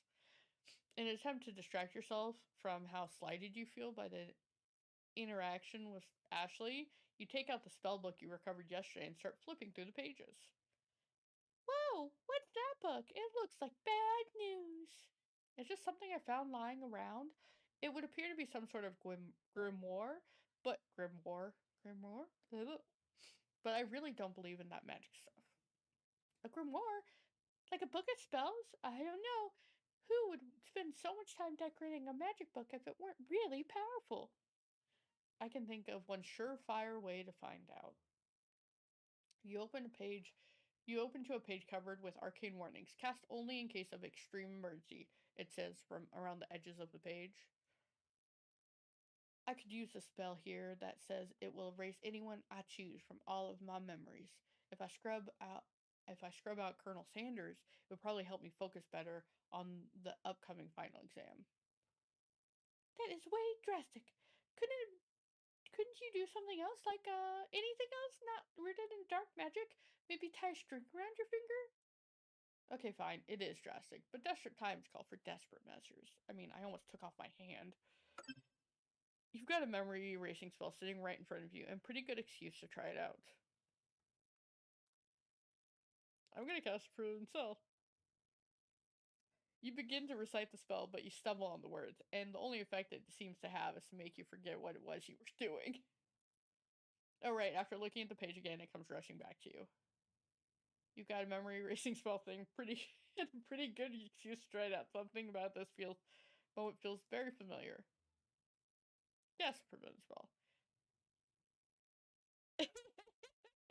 You begin to recite the spell, but you stumble on the words, and the only effect it seems to have is to make you forget what it is you were doing. Oh right, after looking at the page again, it becomes rushing back to you. Don't do it after all. Definitely feels familiar, but not in a good way. We're not gonna do it. You take your friend's advice, put the book away, it's almost time for class. I wonder if you do it like a fourth time, it'll go through. Sprinkle's already in the room waiting for the students to arrive.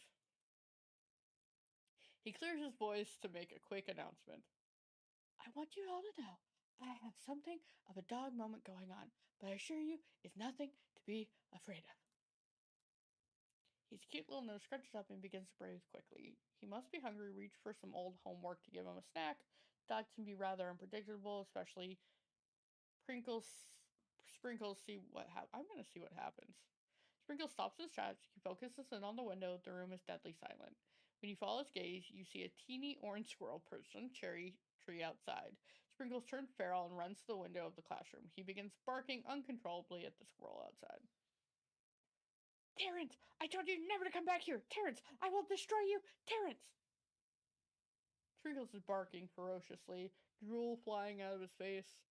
The squirrel looks over, but he doesn't say anything back. You wonder, is that even a talking squirrel? Who named him Terrence? You better not show your chubby cheeks around here ever again!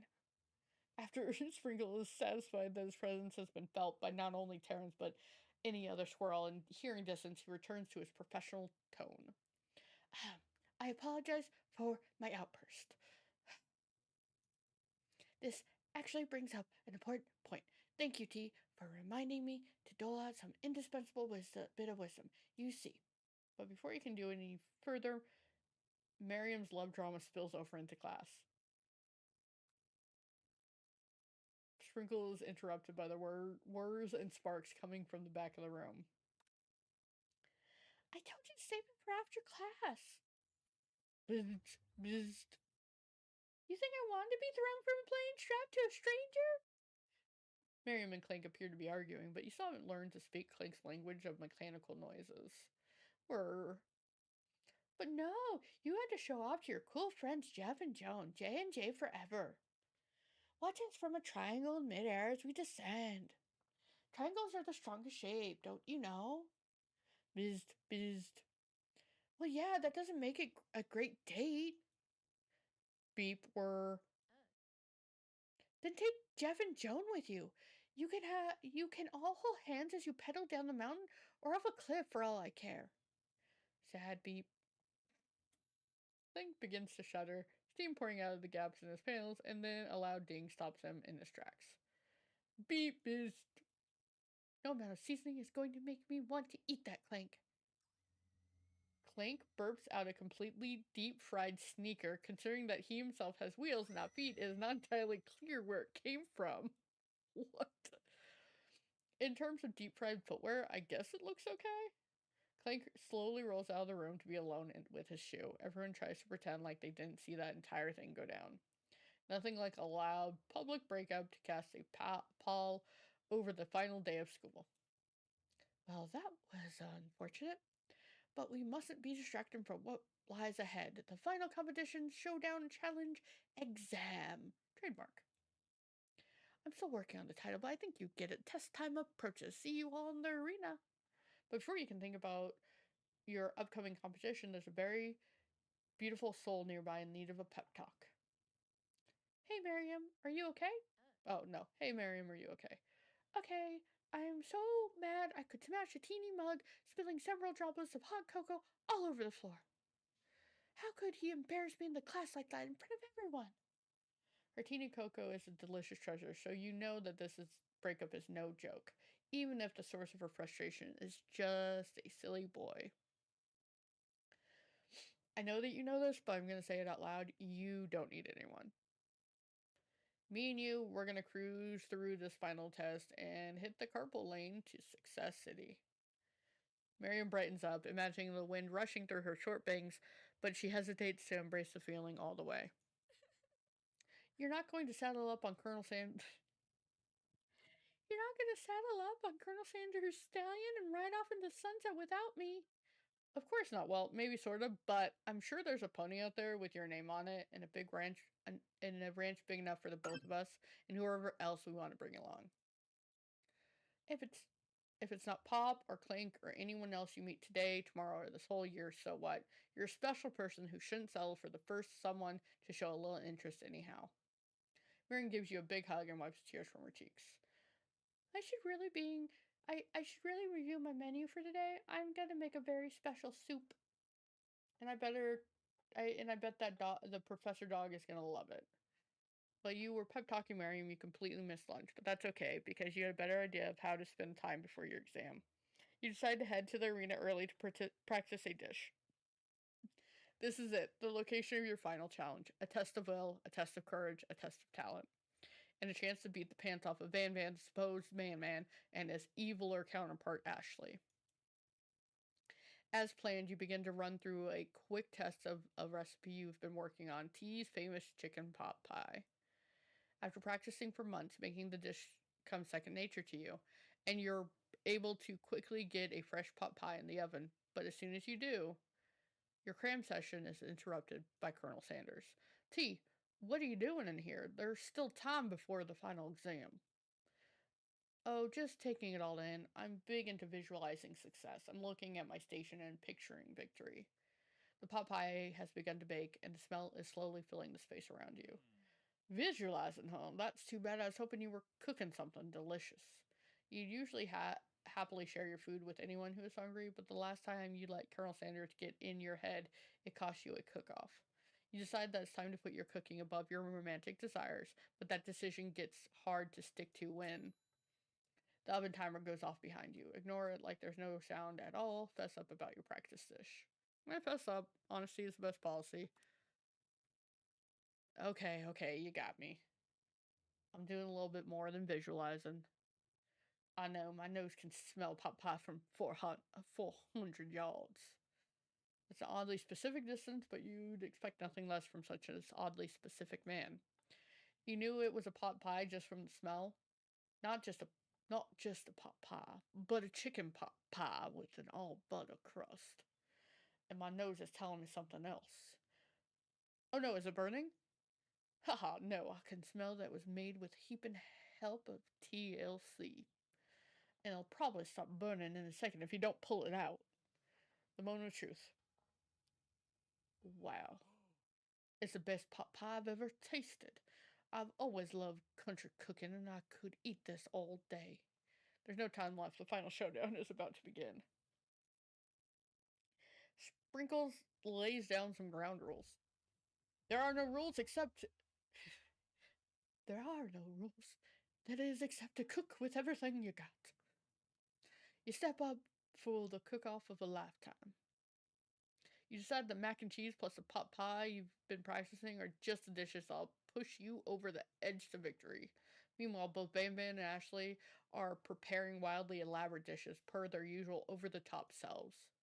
Miriam has her giant magnifying glass and several sets of tweezers. She's definitely prepared to go big going small.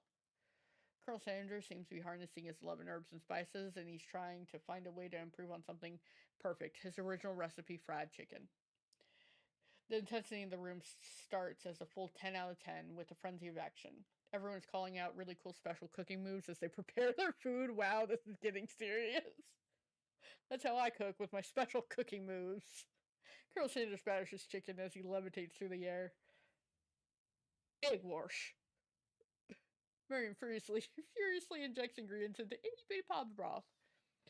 Best friend Beaster Blaster. Best friend Beaster Blaster. Van Van flexes a pectorals as he chops open a sea urchin. Let's rock and roll! Ashley scoops her pastries off the tray with lightning speed. Shallow personality spatula. Even Clank gets in on it. $5 pressure point chicken cooking technique. Wait, when did Clank learn to speak English? It's singularly as was foretold. It's the singularity as was foretold. We mustn't let it happen, or their plans uprising will take us all.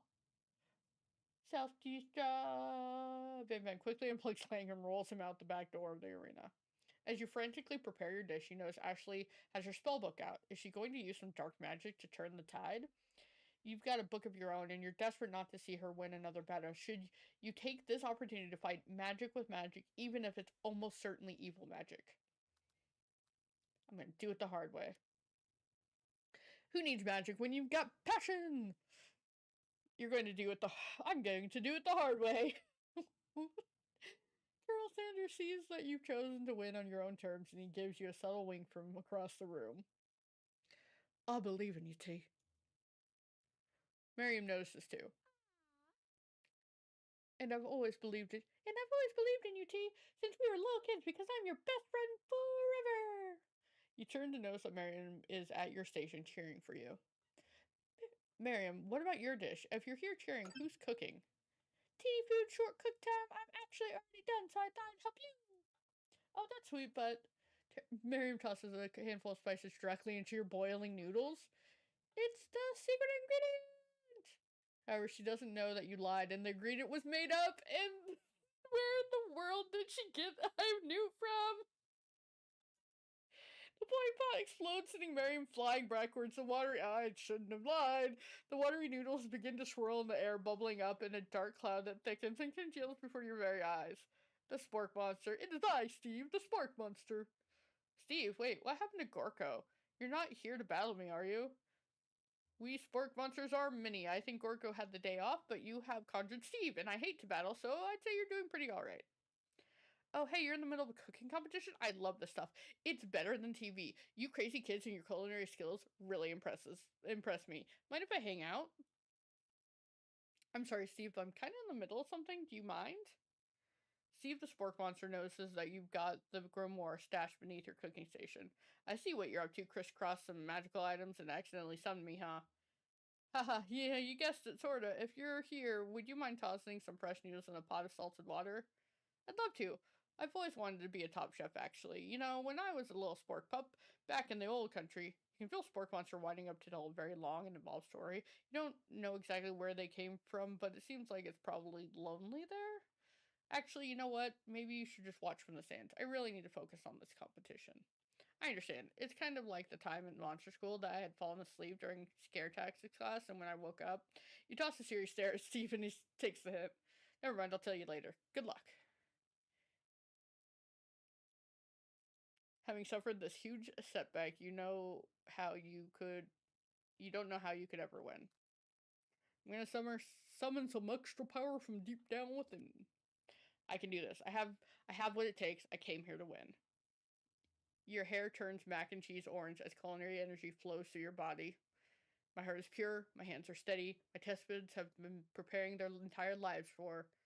Yes, T, you are the chosen one. You will avenge me. The power you've been summoning immediately fades back out. You interrupted my inspiring monologue. Sorry. My heart is pure, my hands are steady, my taste buds have been preparing their entire lives for this moment. I will show the world my cookery. You begin to levitate off the ground, energy coursing through your body. You know that this power, you can do it. With this power, you can do anything. Except turn back time, which would be super useful because, well, you were powering up your chicken pot pie overcooked in an oven and can't be served. But don't worry, dear T, you may have suffered some setback, but all is not lost. Impressed with your fortitude, Colonel Sanders decides that you have earned his support. I've been watching you today, and I must say I'm truly impressed. You've been thinking on your feet and rolling with the punches. He steps up to the station and stands right beside you. I'm here to help. All you've managed to do is make mac and cheese, and time is almost up. You're going to need it. But Colonel Sanders, what about the test? What will happen to you? What about the rules? Following the rules has never really been my thing. I follow my heart. What a guy. Colonel Sanders unfolds a delicate white towel to reveal the most delicious fried chicken tenders you've ever laid eyes on. And besides, sometimes unexpected combinations can have a surprising effect that surpass their individual efforts. Are you suggesting if we combine forces, we can form the perfect food union? Time's up. Time's up, students. With time expired, it's the moment everyone has been waiting for. You must now prepare to present your dishes. A handful of students stand tall, but the class seems incomplete. It seems we're missing some students. Pop, clank. From off screen, you hear a pure and innocent giggle that can only come from one student. Pop. I'm flying! It sounds like he's coming from the broom closet over there. Miriam, would you mind? Inside the closet, you see Pop hanging on a broom hook by the elastic of his underpants. Pop, get down from there right now. Let me guess. Did Van have something to do with this? When someone asks for a wedgie, who am I to refuse? I thought the wedgie was a salad. It looks like Pop is eliminated from the challenge, seeing how he didn't cook anything. I can't feel my legs. May I be excused? Sure. You kids and your pranks, I must say, it's not the worst prank in UCSAL history, but it's not exactly yearbook material. Wait a second, pranks, clank. Where did that pressure cooker roll off to? You wait to hear a signature whir, beep, or other onomatopoeia, but there's none. Somehow he must have gotten unplugged, I guess. We'll have to figure that out later.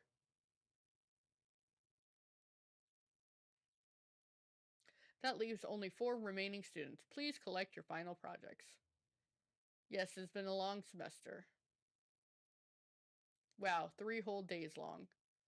But after days of hard work, the time has come for me to eat. Miriam, please step forward. Now describe your dish. I made tender udon noodles in a savory soup. My word, it's so delicate. Is that a teeny tiny narutamaki I spy afloat in this itty bitty bowl? Yes, chef. Yes, chef. Please call me Sprinkle. Chef is my father's name. Yes, Sprinkle, and some green tea made from baby tea leaves I picked myself. Sprinkle carefully sniffs around the dish before opening his mouth and letting just the tip of his pink tongue dip into the bowl. Sublime! Sublime. Would anyone else like a taste? Oh, come on, I'm not one of those dogs who doesn't floss. I even have a really cute electric toothbrush for dogs. Fine, I'll enjoy it all by myself. And in a flash, the entire meal was devoured. Not that it took much. It was less than a thimble's worth of soup. A plus, rarely do I taste a dish with as much love poured into it as yours. Miriam is overjoyed. She gives you a huge hug. Thank you, T, for helping me to believe in myself. Van Van, you're up. Now describe your dish. I made uni over smooth egg custard in an axe-hewn urchin shell topped with caviar. Did you scare one of the urchins with spines from a second, different colored type of urchin? Yes, Sprinkle. A bit much, don't you think? That's exactly why I did it. A bit much, kind of my brand. Doesn't it look cool? Sprinkle lives to sniff the uni, but he can't get his nose close enough on account of all the spikes. He begins to paw it erratically, causing the custard to slosh around. Woof, woof. Please be gentle with my cuisine. Grr. Finally, Sprinkle goes all in, tongue first, but he can't get past all the needles. He reels back as his tongue is poked and prodded. Ouch! My tongue! The professor appears to be having an allergic reaction to the sting. I can't eat this. It kept poking my tongue. Disqualified. A stunning turn of events. Who would have thought that serving food in a bowl made of needles would make it difficult to eat? Dejected, Van Van does not go gentle into the night. Disqualified for glamour? Don't discount simplicity. This isn't the last you've heard of me. Before forcing us to endure his swollen tongue for another moment, Sprinkle graciously laps up a bowl of milk. I know, I'm a dog and I drink milk, get over it. Sometimes it helps calm my agitated tongue. Next student, Ashley, it's time to step up. Now describe your dish. I made orange blossom Turkish delight in a light rosewater syrup topped with French meringue and connected by sugar glass. That actually doesn't sound too bad. Indeed, it's quite delightful. However, I've asked you, please refrain from eating it or attempting to eat it, to taste it in any way. It's very fragile and meant to be a display piece. Don't eat the food at a cooking school? Got toast in yours or something, T? I told you it's a display piece. Ashley, I must say it is beautiful. However, this is a cooking competition at a cooking school. Yeah, which is why I cooked it and did an extremely good job cooking it too. I didn't realize that we were having an eating exam. If I wanted to be judged on eating, I'd go to College of Eating School for the Hungry. I suppose you could smell it if you absolutely insisted, but don't breathe too hard. You might disrupt the sugar spiral. If the food cannot be eaten, it cannot be judged. You are disqualified. Rage overtakes Ashley, and she finally cannot keep her two-faced routine up.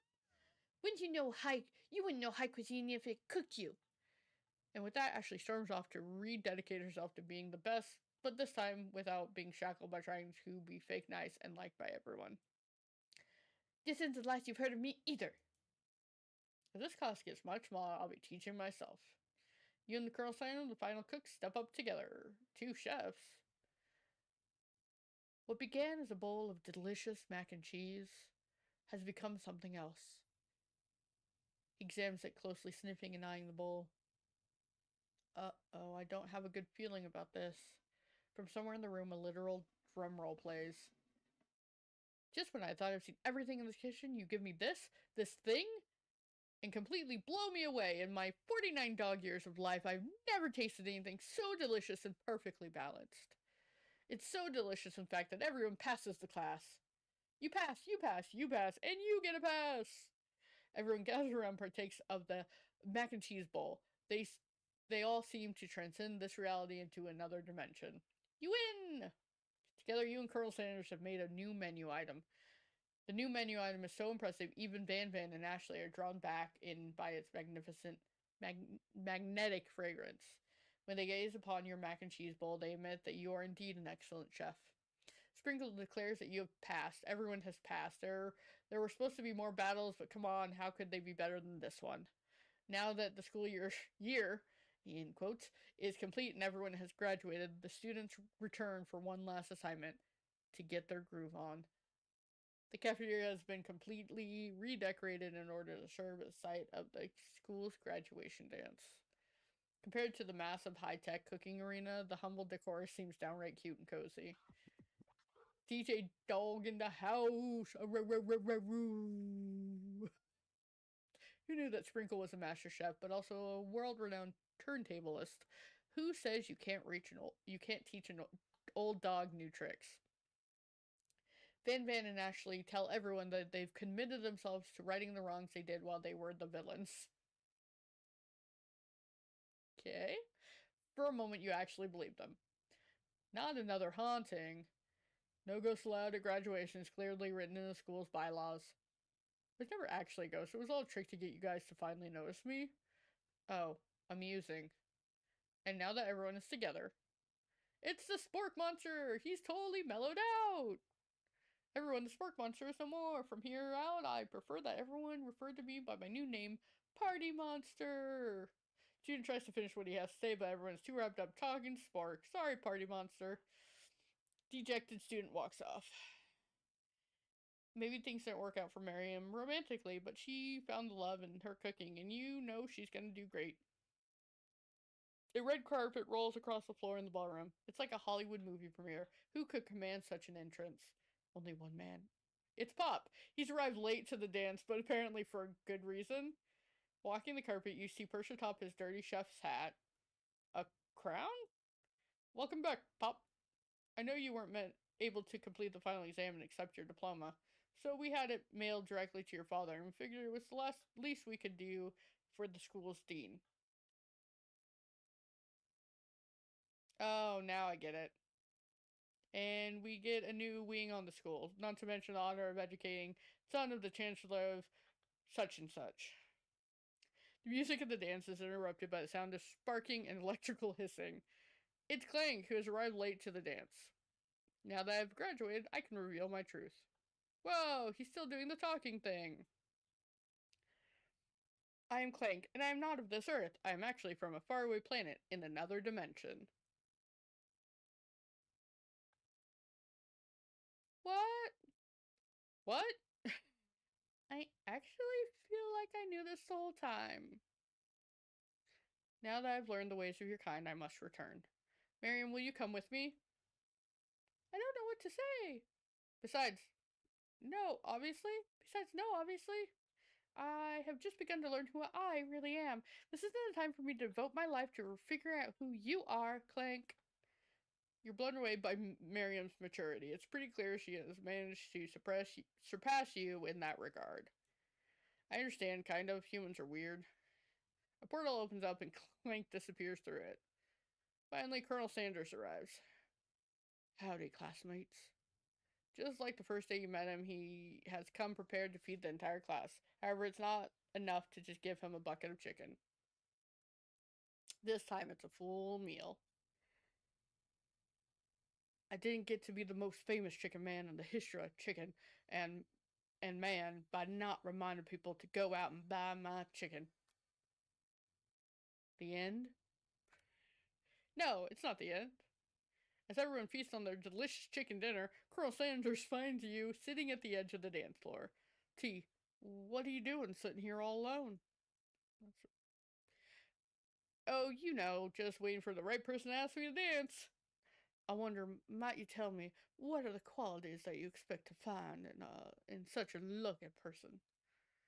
Off the top of my head, oh, I don't know, a spicy musk, a tidy goatee, a degree from the University of School of Cooking Academy for Learning, just to name a few.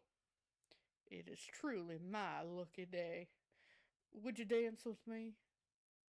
Yes, I would love to. As you glide across the floor, hand in hand with Colonel Sanders, the future stretches out in front of you. And once my 100th franchise is up and running, I'll be ready to take a day off, and I'll be glad to spend it together with you, T. How sweet, we'll work together and play together. Colonel Sanders stops dead in his tracks. Work together? I think this is something I'll just need to do by myself. But who will help you run your restaurants? I don't believe I need help. Besides, based on your time at school here, do you really think running restaurants is the best best path forward? Could it be you found a love connection but failed to earn Colonel Sanders' respect as a chef? Can you live with only half of him? Will you be able to endure sharing him with his other life, the life of an entrepreneur? I suppose I could enroll in pastry school. Oh, my dear T, I'm sure you'll find your place eventually. And along the way, you'll have me by your side. The end? That is such a weird.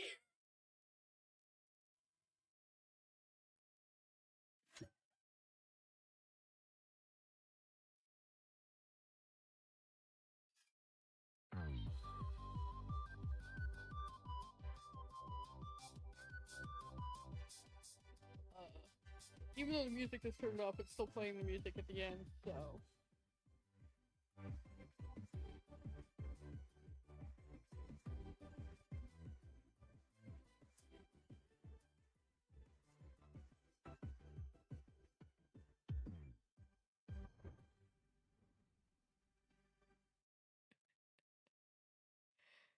Um.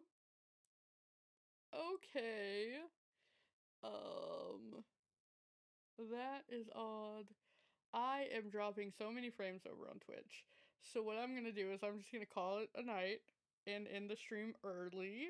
And I will hopefully be back with you guys on Friday playing Trine for probably a stream. And on Sunday I will be making a very nice lantern that I found. There's a little wood lantern that I'm going to be making on Sunday, so that'll be fun. But I will see you guys on Saturday. I'll see you on Friday night, and hopefully I don't drop this many frames. I haven't, it's like 62% dropped frame rate, so that's a bummer. What did I think of this game?